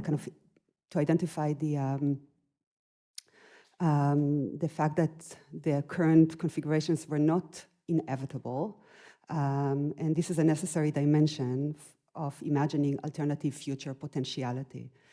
So I read the Haan, especially his retrieval, now 100 years after his assassination, in this light. And first I want to focus on the theme of queerness that cannot be separated from the political, and how it links to kind of an anti-Zionist critique, or is not linking to the anti-Zionist critique, because he was an anti-Zionist, as we just heard. So I want to talk about my book, Days of Awe, Reimagining Jewishness in Solidarity with Palestinians, which came out in 2019. The book is ethnographic research with American Jewish Palestine solidarity activists and critics of Zionism or Israelism. It's very contemporary. And so my in-depth interviews and participant observation methods that with the movement have illuminated that one of the mechanisms leading to what my interlocutors term unlearning their Zionism, was politicization on questions of gender and sexuality, and often their own coming out processes. In narrating their processes of unlearning and shifts in what sociologists called affective loyalties, many of my interlocutors told me about how their immersion in gender and feminist theories and their kind of disruption of binary thinking led them also to connect the dots to a critique of Zionism and militarism, and vice versa, because there is always a kind of a feedback loop that is further reinforced by a generative ethical outrage. So I want to bring to the conversation an outrage that is very generative in those processes and connecting those dots. So the centrality of politicization on questions of gender and sexuality and a commitment to anti-racism lead the American Jews, who are at the center of my book, to think intersectionally about the question of their safety and freedom. And namely, they say we can't be free until Palestinians are free. And being Jewish in the process means reimagining Jewishness as queer, as multiracial, as multigender, as feminist. This is what kind of I've traced ethnographically through interviews as well in my engagement with American Jewish Palestine solidarity activists. But this understanding of Jewishness, while queer, is tension, in profound tensions with haredi anti-Zionism. And I feel that there is a need to wrestle with these tensions and then how we bring someone like de Haan into those spaces, if we bring, if he comes into those spaces, the movement spaces. So the anti-Zionism of queer Jews I engage with in the movement are driven directly by their sense of responsibility and also a sense of sinfulness vis-a-vis what's happening in their name and sense of responsibility to Palestinians. So Palestinians are at the center of that process. And it's not driven by a theological critique or other kind of, it also comes in, but the main kind of mechanism is that sense of complicity, responsibility, questions about what do I owe, what do I need to do. And there is certain kind of, they operate within a human rights-centric paradigm. So it's important to kind of wrestle, I think, with the tensions. So in a sense, de Haan also articulates an intersectional vision, or potentially an intersectional vision, in terms of opening up a prism through which we can see the intersection of the subjugation of the Jewish tradition and indigenous Palestinians to the Zionist program, the secular Zionist program from Europe in Palestine. He obviously was so threatening to the Zionist ideologues in Palestine because he disrupted a binary paradigm of political, cultural, and epistemological domination and erasure. As I said already, I'm not an expert on de Haan's reception legacy, but it is clear from my kind of cursory examination of available literature that his ability to articulate with clarity sexuality and disrupt conventional heteronormativity with his poetry and behavior predispose him to also see with equal clarity the delusions of Zionism as it materialized through settler colonial matrices in Palestine. However, it seems to me that for de Haan, the overlap of his sexuality and critique of Zionism is not an upshot of kind of a theoretical exercise, but something born of his intimate and loving relations with the haredi community on the one hand and his young Palestinian lovers on the other. Thinking about someone like de Haan 100 years later after his assassination seems almost impossible because of how segregated and fragmented communities and spaces are in Palestine, Israel. The fact that de Haan had intimate and loving relations with non-Jewish Palestinians and with haredi people, communities, clarified for him that the Zionist project dehumanized and worked against them. And some of the poetry that is also recited in the film and today really kind of bring that to the surface. His political activism and advocacy with the imperial forces that shaped realities in Palestine, therefore, was driven, as far as I can see, by his ability to move across spaces, to also physically move across spatial, kind of what is now so segregated, and see the violence as integral to the secular political Zionist project. So wrestling with haredi Palestinian intersectionality, I mean, this is some creative possibility that comes out from studying his work. It seems to me that de Haan inhabited in Palestine that kind of intersectionality illuminates the role of queerness in facilitating transgressing spaces and borderlands.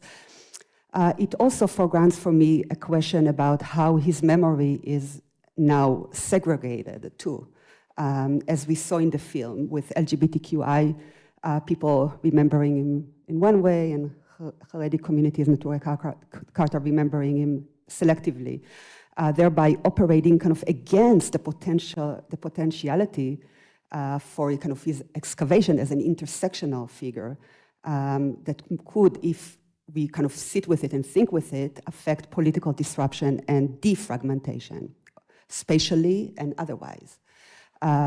So what is the point of retrieving him now? If it is not to turn him into some sort of a martyr or a fetish, then the potential political implications of an intersection of struggles against Zionism's assault against Palestinians and haredi or the Jewish tradition broadly needs to be interrogated. To do so, it will be also necessary to interrogate rather than normalize his pedophilia, as we spoke about, and other troubling legacies. So I feel really conflicted about kind of the selective, retrieval of de Haan, because I'm thinking also politically. I also wanted to telegraph one point concerning the issue of sexual orientation and Zionist violence. As is well known, Israeli state violence and surveillance infrastructures have long targeted queer Palestinians as one of its mechanisms for quote-unquote cultivating collaborators and for further fragmentation of Palestinian communities, fragmenting Palestinian queerness from an anti-colonial Palestinian politics by promoting quote-unquote liberation or saving in Tel Aviv by becoming collaborator is of course deeply orientalist and points to the need to intersect, once again, to intersect queerness with anti-Zionism and resist what appears to be the segregation of how de Haan is remembered as either that or that. And for him to be remembered in a meaningful way to engage in political critique, that intersection I sense need to happen. Since he's retrieved in the moment to illuminate also an alternative Jewish presence in Palestine through his relations to an alternative anti-Zionist versions of the Jewish tradition, but also to non-Jewish Palestinians, this act of remembering, for it to be politically generative, also needs to ask how Palestinians interpret his memory or its potential to do work today in terms of retraining the political imagination, because this conversation continues to remain intra-Jewish. The second point, really fast, that I want to reflect on is how the assassination of de Haan initiated, but not really initiated, because he was the first Jewish to be assassinated, but there were obviously other assassinations before. But there is a long legacy of Zionist assassinations as a practice that's deemed necessary. I mean, we heard it in the film by the woman's daughter, that it's necessary for the security, not only of the materiality of the political project and the people, but perhaps even more critically, the saving of the narrative, the security of the narrative of innocence. Clearly, de Haan became especially dangerous in his ability to access high-level colonial forces that were deemed useful in advancing the Zionist agenda. So indeed, I agree with Danny Boyarin's that point that his queerness was deeply threatening too in that intersection. So I don't think that the practice of political assassination has been studied extensively as definitional of Jewish Zionism, and I think it should it should be understood and analyzed on multiple levels, not only the physical, but also professional, the cultural, the discursive, the character assassination. As such, this practice of assassination needs to be interrogated locally in Palestine, Israel, and also internationally, because this kind of through global study of global discourse, through its variety of mechanisms. In a recent piece, Niv Gordon talks about the weaponization of anti-Semitism as a form of intentional counterinsurgency method, intent on silencing critics. And the metaphor of counterinsurgency, of course, connects to the so-called war on terror that is justified in the name of self-defense or whatnot, assassinations of people who are considered to be terrorists, which is, as the current unfolding genocide also shows that the dehumanization of Palestinians over decades, over a century at least, lead people to shamelessly not differentiate between civilians and combatants. And even this distinction doesn't justify assassination as kind of like the modus operandi of Zionism. Discursive counterinsurgency is harder than bombing. This is hasbara, but it has been practiced from Zionism's inception in the form of hasbara and mobilization against critics. When people are dogs or lose their jobs, that amount to kind of professional assassination, destroying people's careers and excommunicating them, including labeling an increasing number of Jewish people un-Jewish, all amount to forms of assassination. Most critical, however, is the discursive assassination of Palestinian humanity, narratives, and political and ethical claims. Zionism, through Hasbara, has from the beginning assumed the need to control the narrative by all means necessary.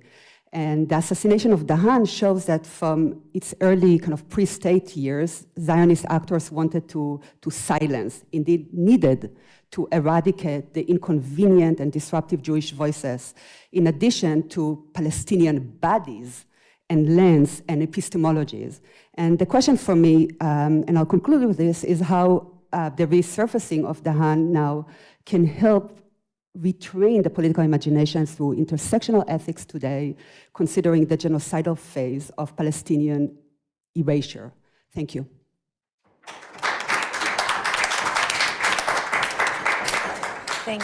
Thank you, Atalia. It's not surprising that you managed to speak 15 minutes, though you were that's great. Thank you.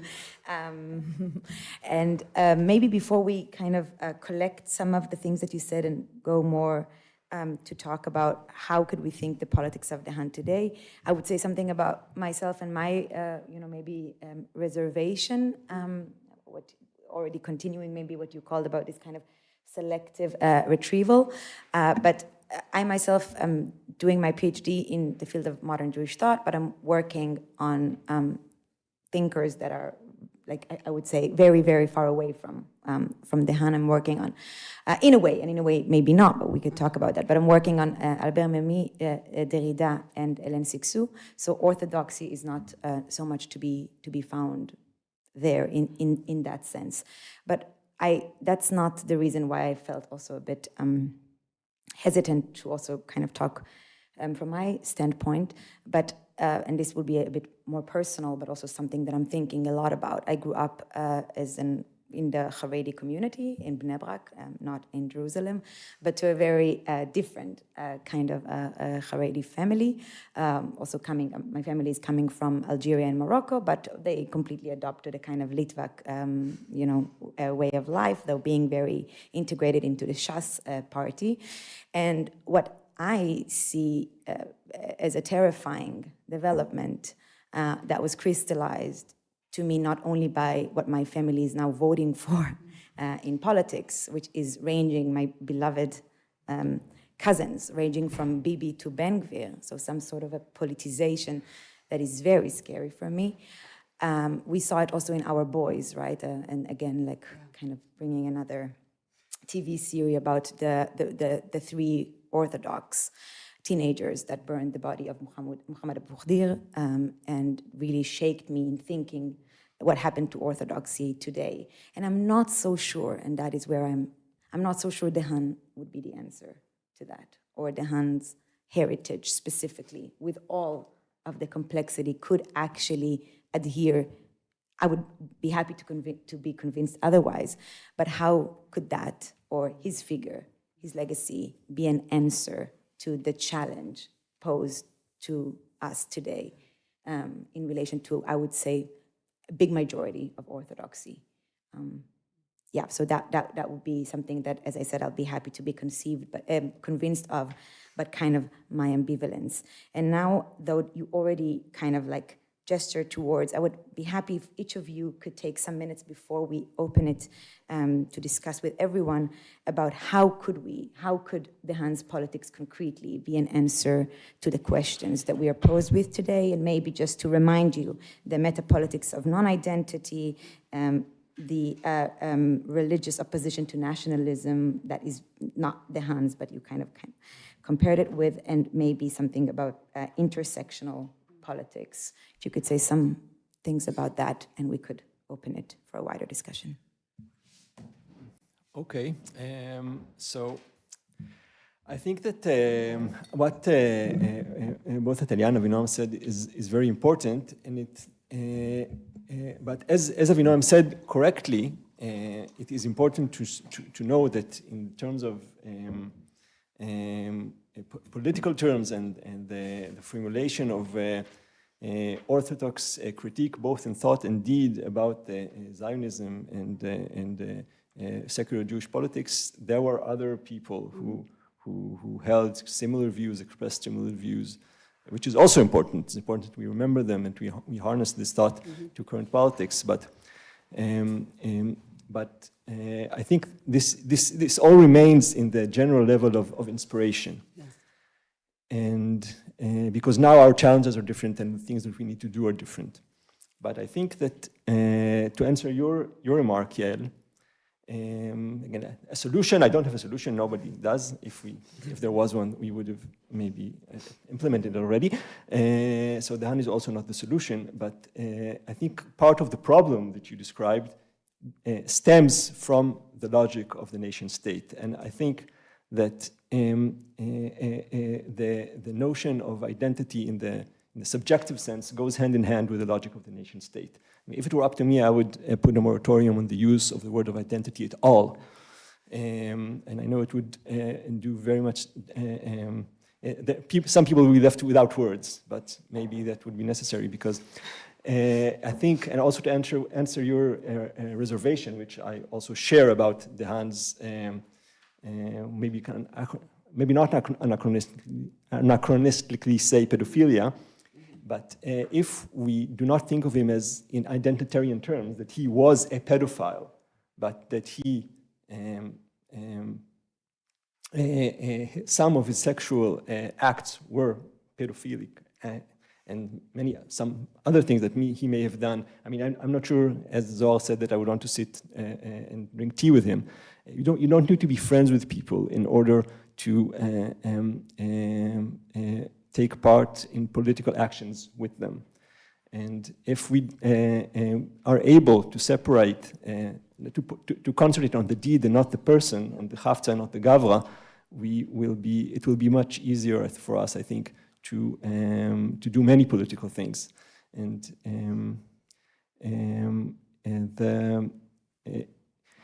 if your family, Yael, could be able to think about politics and Israel-Palestine not through the prism of the Jewish national identity, which has colonized much of Haredi thinking today, that could have made the Haan also more accessible to them as a political inspiration in terms of what he did.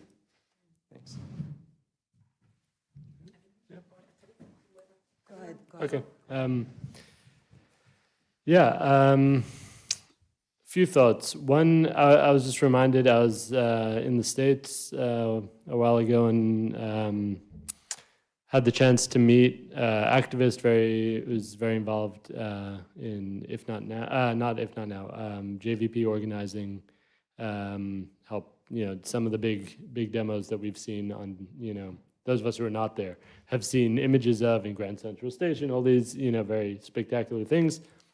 This person is a trans person, and I was talking to them about de Haan, and they were, this is somebody who spent years in the Jewish pro-Palestine movement, had not heard of de Haan, and was very excited by this concept. Far more excited, I think, than any Neturei Karta person would be by the existence of this trans Jewish and pro-Palestine activist. And I think there is this, although there is certainly the sort of knee-jerk secularism that we saw of the Dutch de Haan crew. No offense to them, but like he is ours. There's actually a lot more give and take between these worlds, and this is where I find myself thinking of Daniel's book,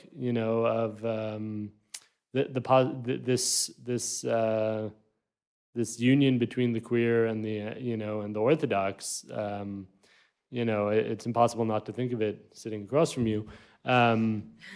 But really in the sense that I think that de Haan has a value for, as an image of crystallizing this rapprochement that we see between the Jewish left in America and, perhaps in very, very different ways in Israel-Palestine, but mostly in America, with tradition and with religion. I mean, the existence, the fact that there is this rapprochement, which has a lot of different manifestations, requires new figures because they're not. Rav Shach is not going to be a compelling figure for activists in Durham, North Carolina, like that's not going to be compelling.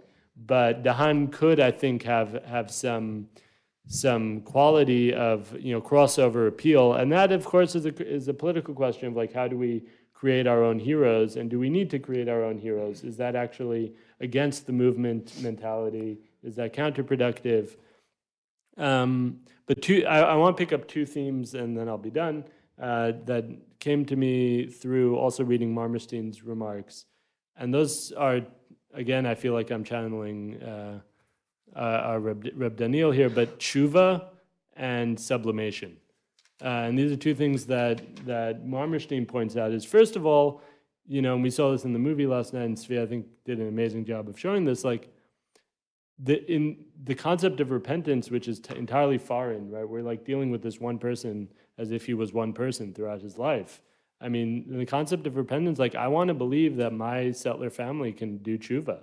I want to believe that. I want to believe that tshuva is possible for people who have committed war crimes, and I want to believe that transformation is possible for everybody, not just, Jews who I happen to be ashamed of, but like literally everybody. So I want tshuva to be possible. And I think de Haan, if we accept the Notre Karta reading of de Haan, could be a poster boy for tshuva.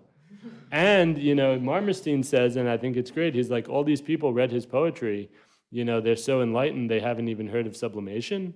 Like, it is possible that we create literary works that are not who we are and that reflect the inner parts of ourselves. And that, I think, in a way is related to what I was saying, is like this person's image, the eros that we project onto him as, our own complex Jewish selves, that itself is valuable, and we can sublimate, I think, some of the complexity of our moment. Perhaps that is what this conference is, in some ways.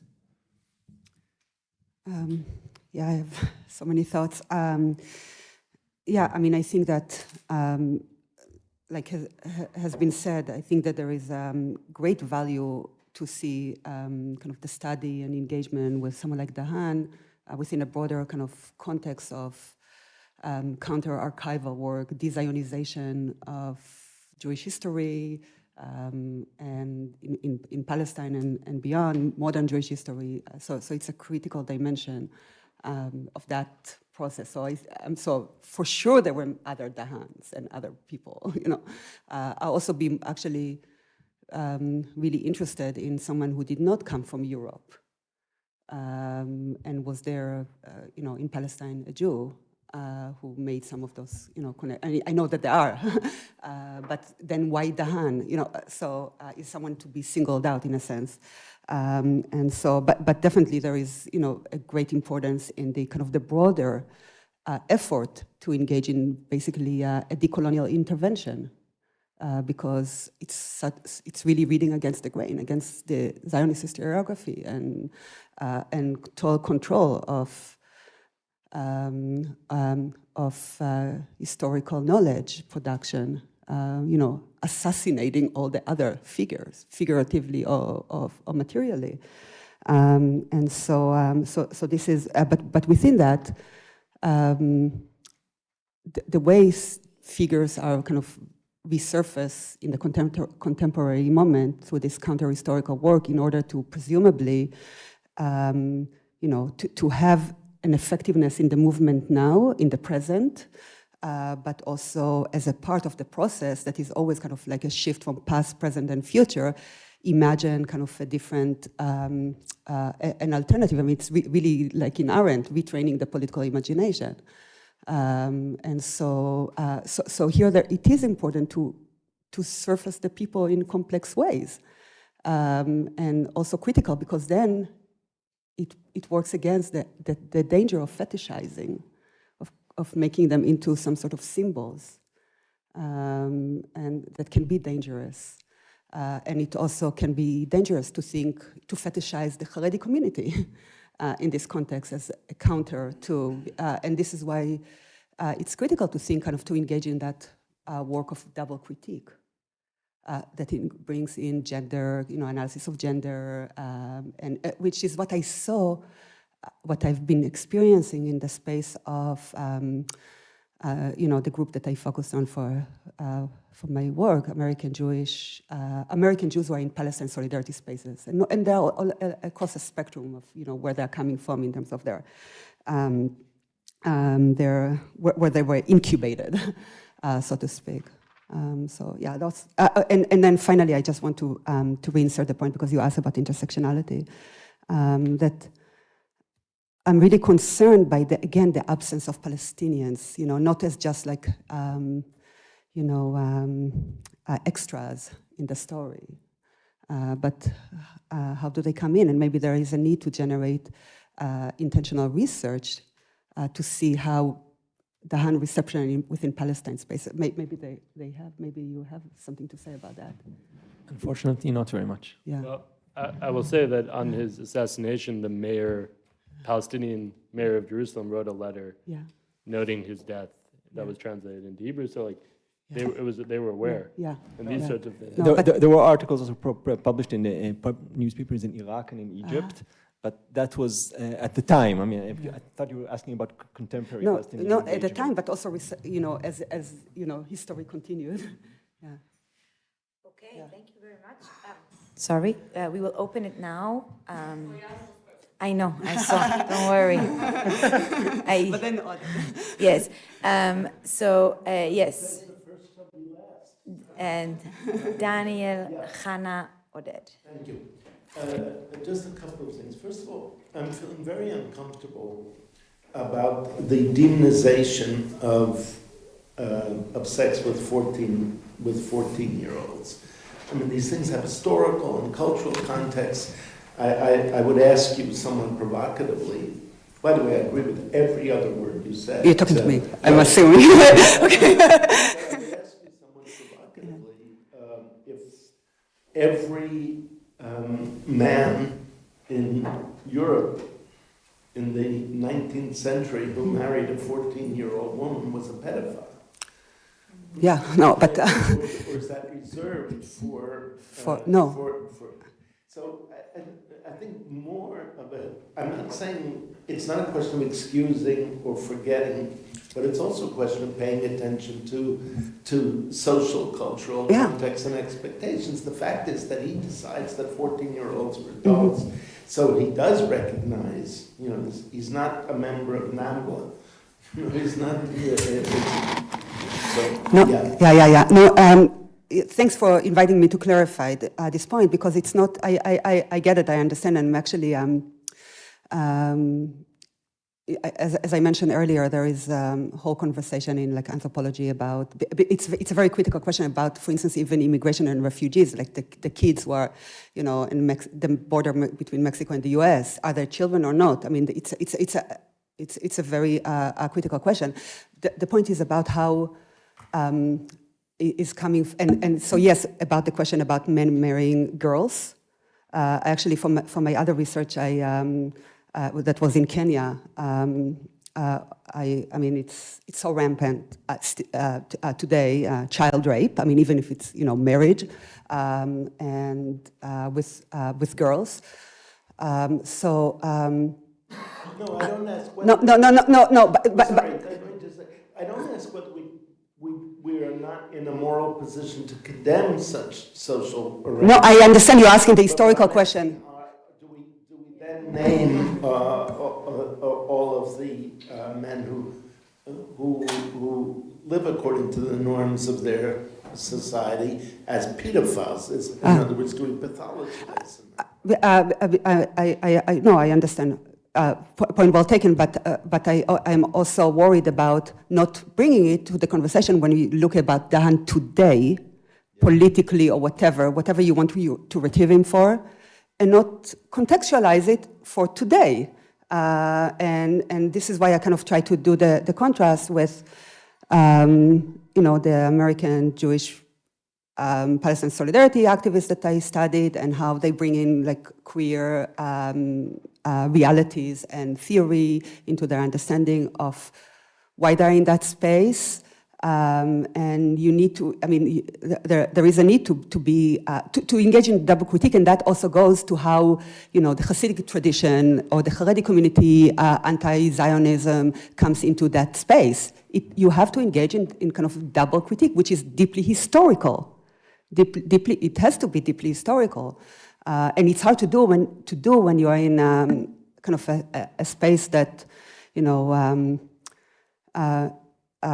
of the need to counter so much of the discursive violence coming at you, to do this kind of work of double critique. But then you get kind of absurdities when you have, let's say,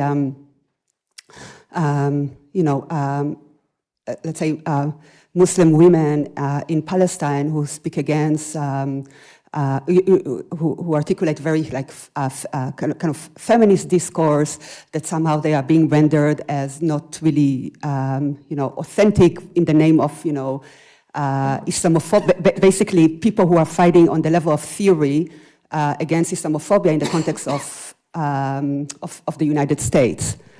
So you kind of reach places of absurdities where you dismiss people who are in the space and are engaging critically from within with the tradition. But it is just to say that when you retrieve people and you want to make them into like examples, we need to be honest now about how they are being retrieved, especially if they are supposed to be a part of our process of retraining the political imagination. I doubt if any of the anti-Zionist voices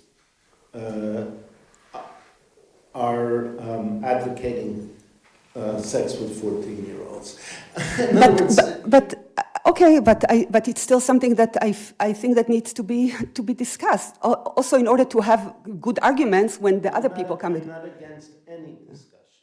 Okay. Because you would think that he is like something. He was such a revolutionary and is becoming kind of like a saint. And I don't read him as a saint from where I am. Yeah, well, Jews are generally very suspicious of saints. Yes, I know. Except Hungarian. I know, but we're in a Catholic space, so I had to throw it. One other quick point is that let's not underplay how much of the response of figures such as those that Ido and Avinoam have remarked were horrified when they went to Palestine and saw the behavior of Israeli Jews toward Palestinians, who were called then Arabs, and and many others, and it was that response that generated in many instances, not only perhaps in Haan, the response of anti-Zionism. In other words, that they are taking ideal Jewish forms of behavior, some of the few ideal Jewish forms of behavior that are good, and trampling, and simply trampling, and that that the elimination of, or I would say, and I promise this is the last sentence, the fetishistic attack on Haredim and Haredi in Israel now, where I find that people, as Adi Ophir said, people that I stood on barricades with for 30 years, I can't talk to anymore, because the passionate desire to remove the last shreds of sociocultural difference from the Haredi community in their response to violence or it far outweighs the horror at the way that mitnachalim walk around on the West Bank with guns, shooting and raping. There's a way that tradition of Jewish ethical behavior needs to be retrieved, and not lost completely. And I find de Haan a very, very precious figure for that. Yes, nothing should be suppressed, everything should be talked about, but I wouldn't want to lose what is so powerful about him in that critique of the cult of violent masculinity that had to kill him, and thereby demonstrating exactly what.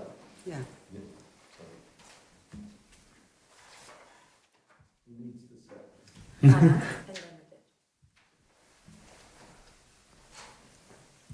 Thank you.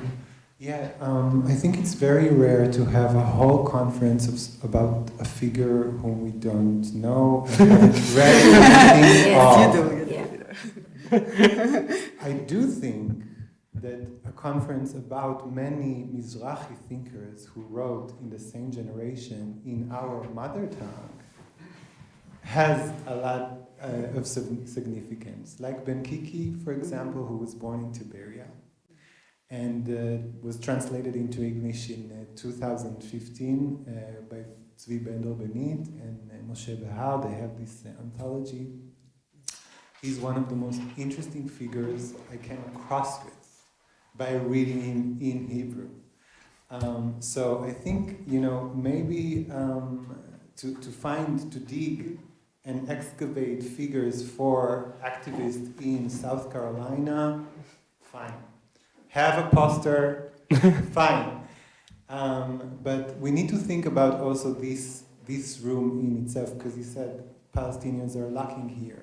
I believe that other than Yael's remark at the very end about Ben-Gvir and Netanyahu, this sort of Verbindung, this sort of like association between the state of Israel and Mizrachiness, which is, the state of Israel is the biggest Mizrahi congregation in the world, is something we try probably to avoid. Also, by avoiding saying what we are doing in this circle, which is Ashkenazi politics. Yeah.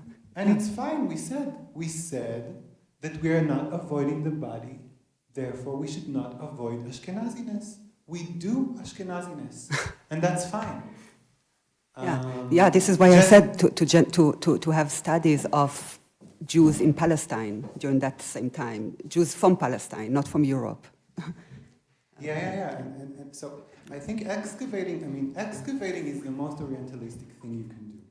It's because those who lived in the past are always amazing. This is the first thing that Edward Said have taught us. Arabs from the past are amazing. Arabs from the present are not. So I suggest also, talking about David Levy, who passed 2 weeks ago, mentioning that we don't have Ha'oket, which is the only platform for Mizrahim to publish their narrative in Hebrew. What? Yeah, that's the continuation of Kedma. Ha'oket. What? נגמר קדמה כבר 20 שנה, לא? כן. העוקץ נגמר. העוקץ נגמר. Anyway, so just to say the obvious about who we are and what we do and not uttering things. Yeah, you're right, of course, but still, this is about de Haan. So I would just say that one of the things that maybe should give us another de Haan, yes, like Yossi de Haan,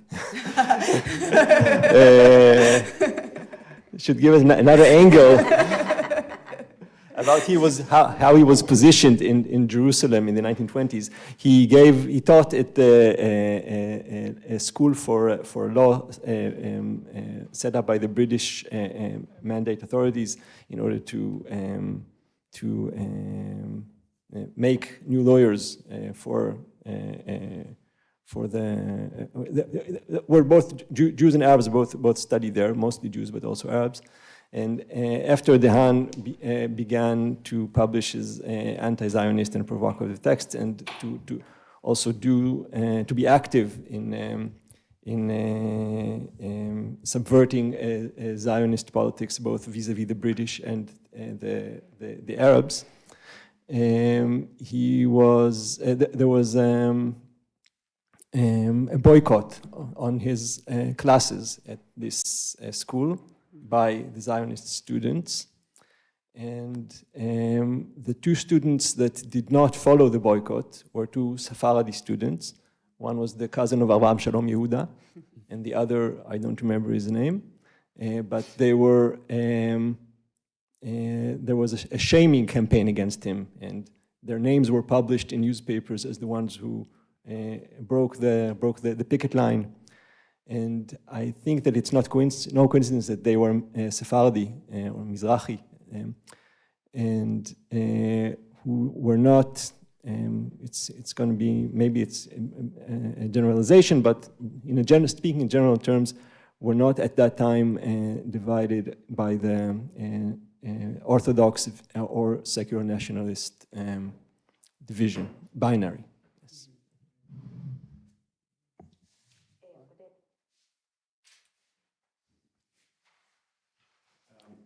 Okay, a few things. First, to the comment of Omri-Hannah, which I agree and disagree in the following ways.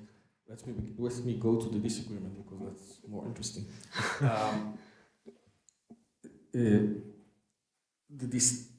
You're, of course, absolutely right about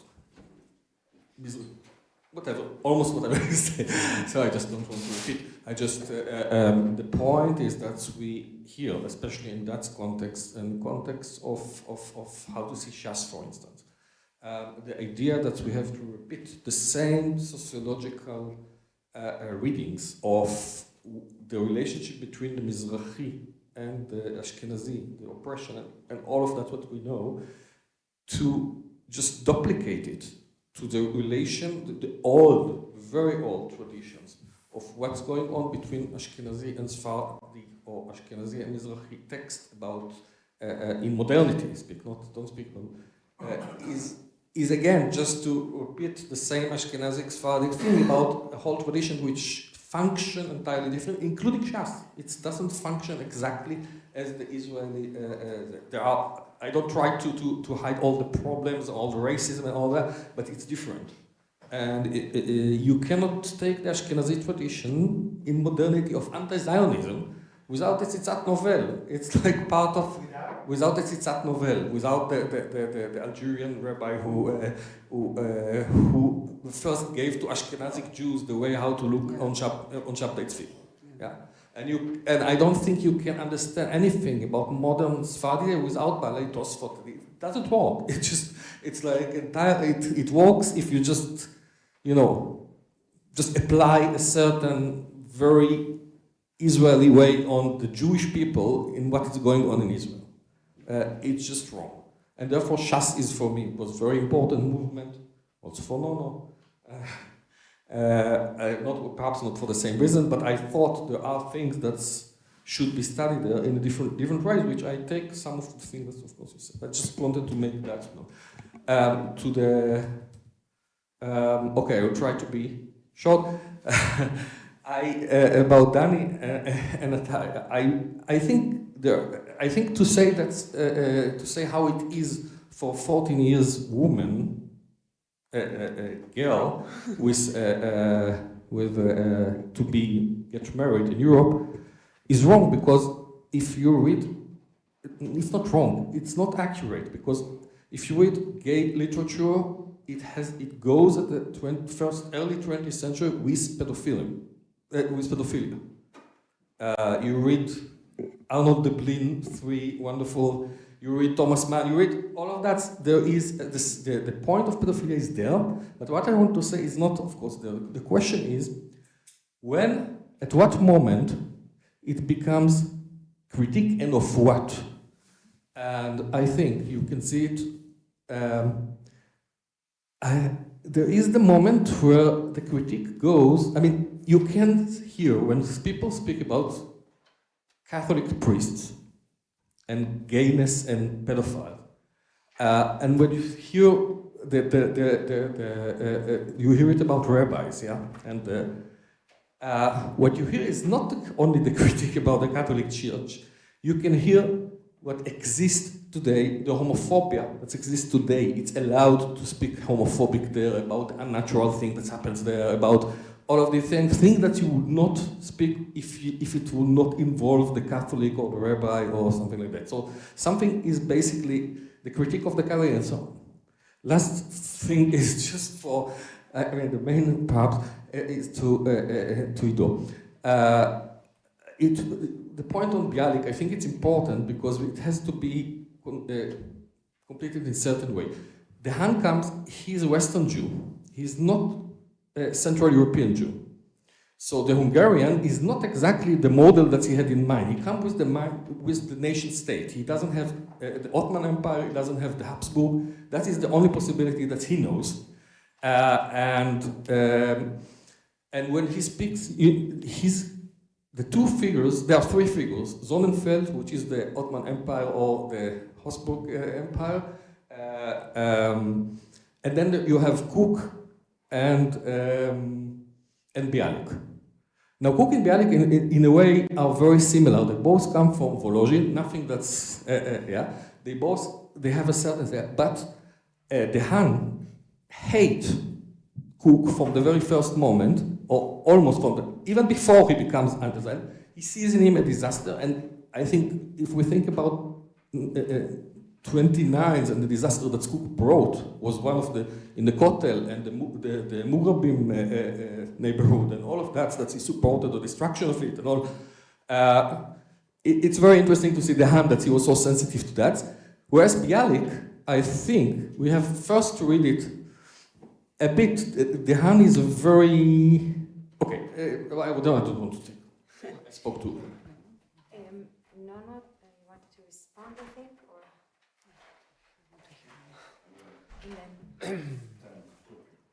No, I don't think. I think that you made it a little bit easy about Mizrahi. I certainly agree, Omri-Hannah, for what you said, because after all, we should remember that we are speaking about a debate among 30% of the Jews in Palestine, maximum.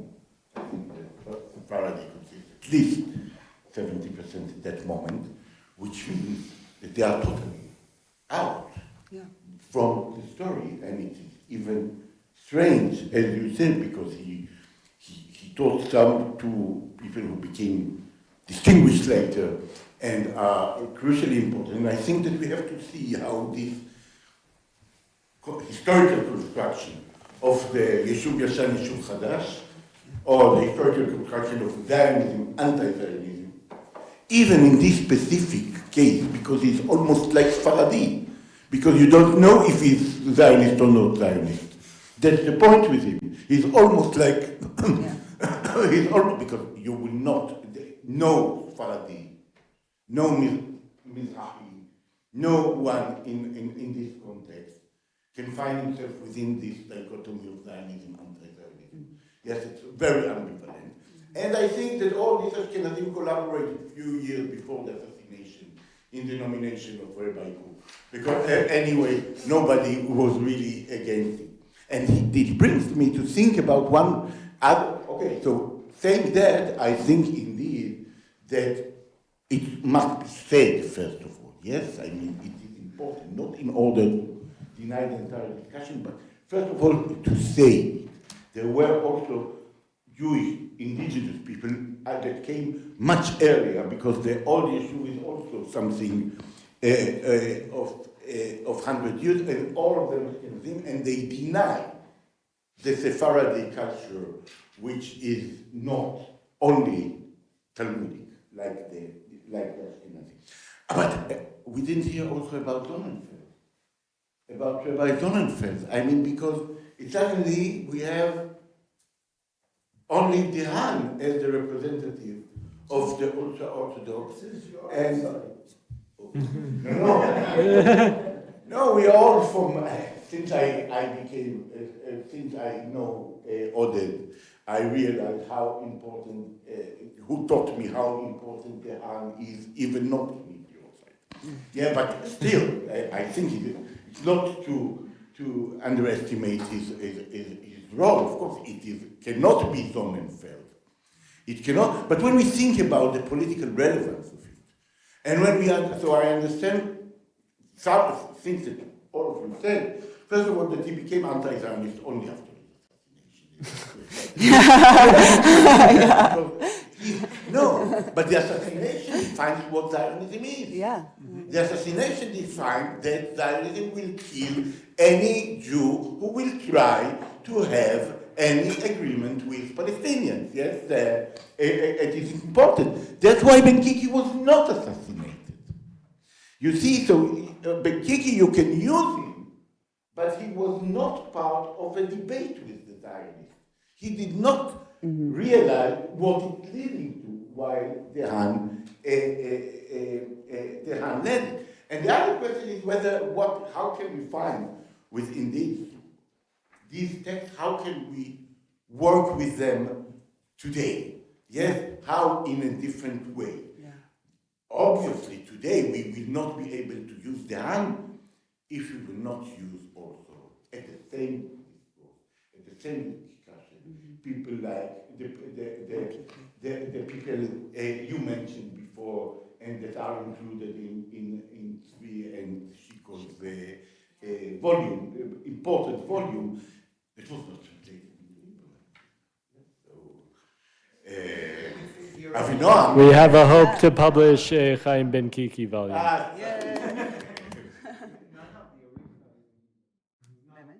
It was not published. Yeah, no.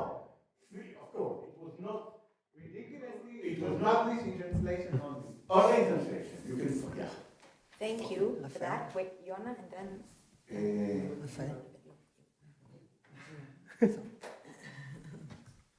I actually have a short question, maybe like a theoretical, historical question about the language that perhaps should be used in intersectional discourse. And if we know what language de Haan used with his lovers, with his partners, with the Arabic speakers, it seems from the feuilletons that he spoke a bit of Hebrew. Did they speak Hebrew? Did they speak English? And maybe just more generally, if you have opinions or thoughts about the language that should be used in the Israeli-Palestinian context these days, because there is no neutral language, right? To speak Hebrew is not a great idea. To speak English is also not a great idea. What are we left with? What are your suggestions based on your... Arabic, yeah, of course. I mean, I don't know. I'm asking this. This is really a question regarding the content you spoke about. So the historical part and the theoretical part. I mean, whoever wants to answer, maybe someone has more historical knowledge about de Haan, but also the theoretical. What about Yiddish, exactly? It's a question that I only recently thought about, and I asked one haredi friend if he has any idea, and we tried to think if maybe de Haan knew German, and we know that he knew German. Maybe it was close enough to Yiddish. Maybe he knew enough Lashon Kodesh to speak with them. Maybe there were mediators. There's no definite answer to that. I think that he knew enough Hebrew, and I say Hebrew, not Lashon Kodesh, because he studied Hebrew in the Netherlands, to be able to speak with them in that language. And with his Arab friends and lovers, I think that it was probably a mixture of English with those who knew and Arabic. And it is said that some of the texts about him say that he sits in a closed room with Arab boys for hours studying Arabic. And I think that he also studied Arabic. So it's the best way to learn a language. In all senses of yes. And I'll add French. What, French? Presumably as a colonial. I don't know. I don't know if he knew French, even though it's possible that he did, but I don't know. It's a possibility. Okay. No, but the language today. He wrote some segments in French. He spoke enough of it, and I think also Rabbi Aaron Bloy says that he spoke 12 languages fluently. So of course. Okay. Russian. And we haven't talked about the whole Russian. They did see him speak different languages. 70 languages. So this is a tangent, but it feels important to me to bring it up because it also relates to the question of intersectionality in a wider sense, which is de Haan's non-Jewish political activism. And I want to ask Ido about his abolitionist work, which is, in Russia, against Russian prison conditions. If you could say something about that. We have time for this? Okay. De Haan, when in 1913, he traveled to Russia in order to do journalist research about the prisons of the Tsarist regime. And he wrote some of the texts that are considered today and some of the basic texts of modern texts of human rights and rights of political prisoners, especially. And in the Hebrew, in the National Library in Israel, there is the Sidur with de Haan's Ex Libris, which has a blessing for the Tsar Yarom Hudo, which he probably purchased there. There's a lot to be said about it, but I don't know where to begin, so I'll just stop. Thank you. Just because I'm a very loose moderator and very, so I wanted to ask the two of you to have questions, if it's you think questions that were not asked yet that could illuminate another level. Okay, so great. So let's have them two short and then very short remarks, and then we're done. I'd like to ask, since this is the politics panel, what the political significance of this discourse, I know it's the buzzword, this talk is now for the serious, real, political, material reality. Given that, and if I'm wrong, please correct me, the majority of Jewish Israelis are not anti-Zionist haredim or anti-Zionist queer people. That is to say, they support what's going on right now. So who are we talking to? And what is actually going on? What is this about? If we're talking about politics, which is, from my understanding, trying to have a real effect in the real world. How about American Jews? Yeah, the majority of them are also not queer or anti-Zionist. I know, but they're the ones funding it. Of course. Yes. But among American Jews, there are the possibilities of dislodging the notion that anti-Zionism is by bringing forth and figures from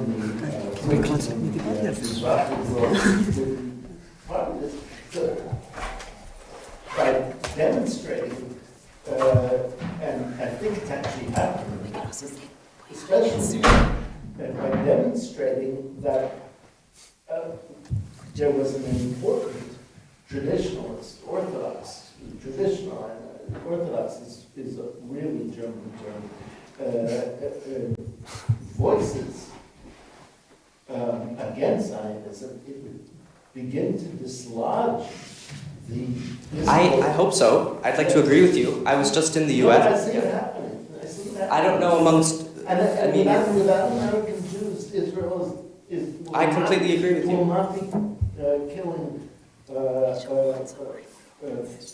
60,000 Palestinians. Yeah, or who knows how many. Yeah, because all the people who are counting are also being murdered.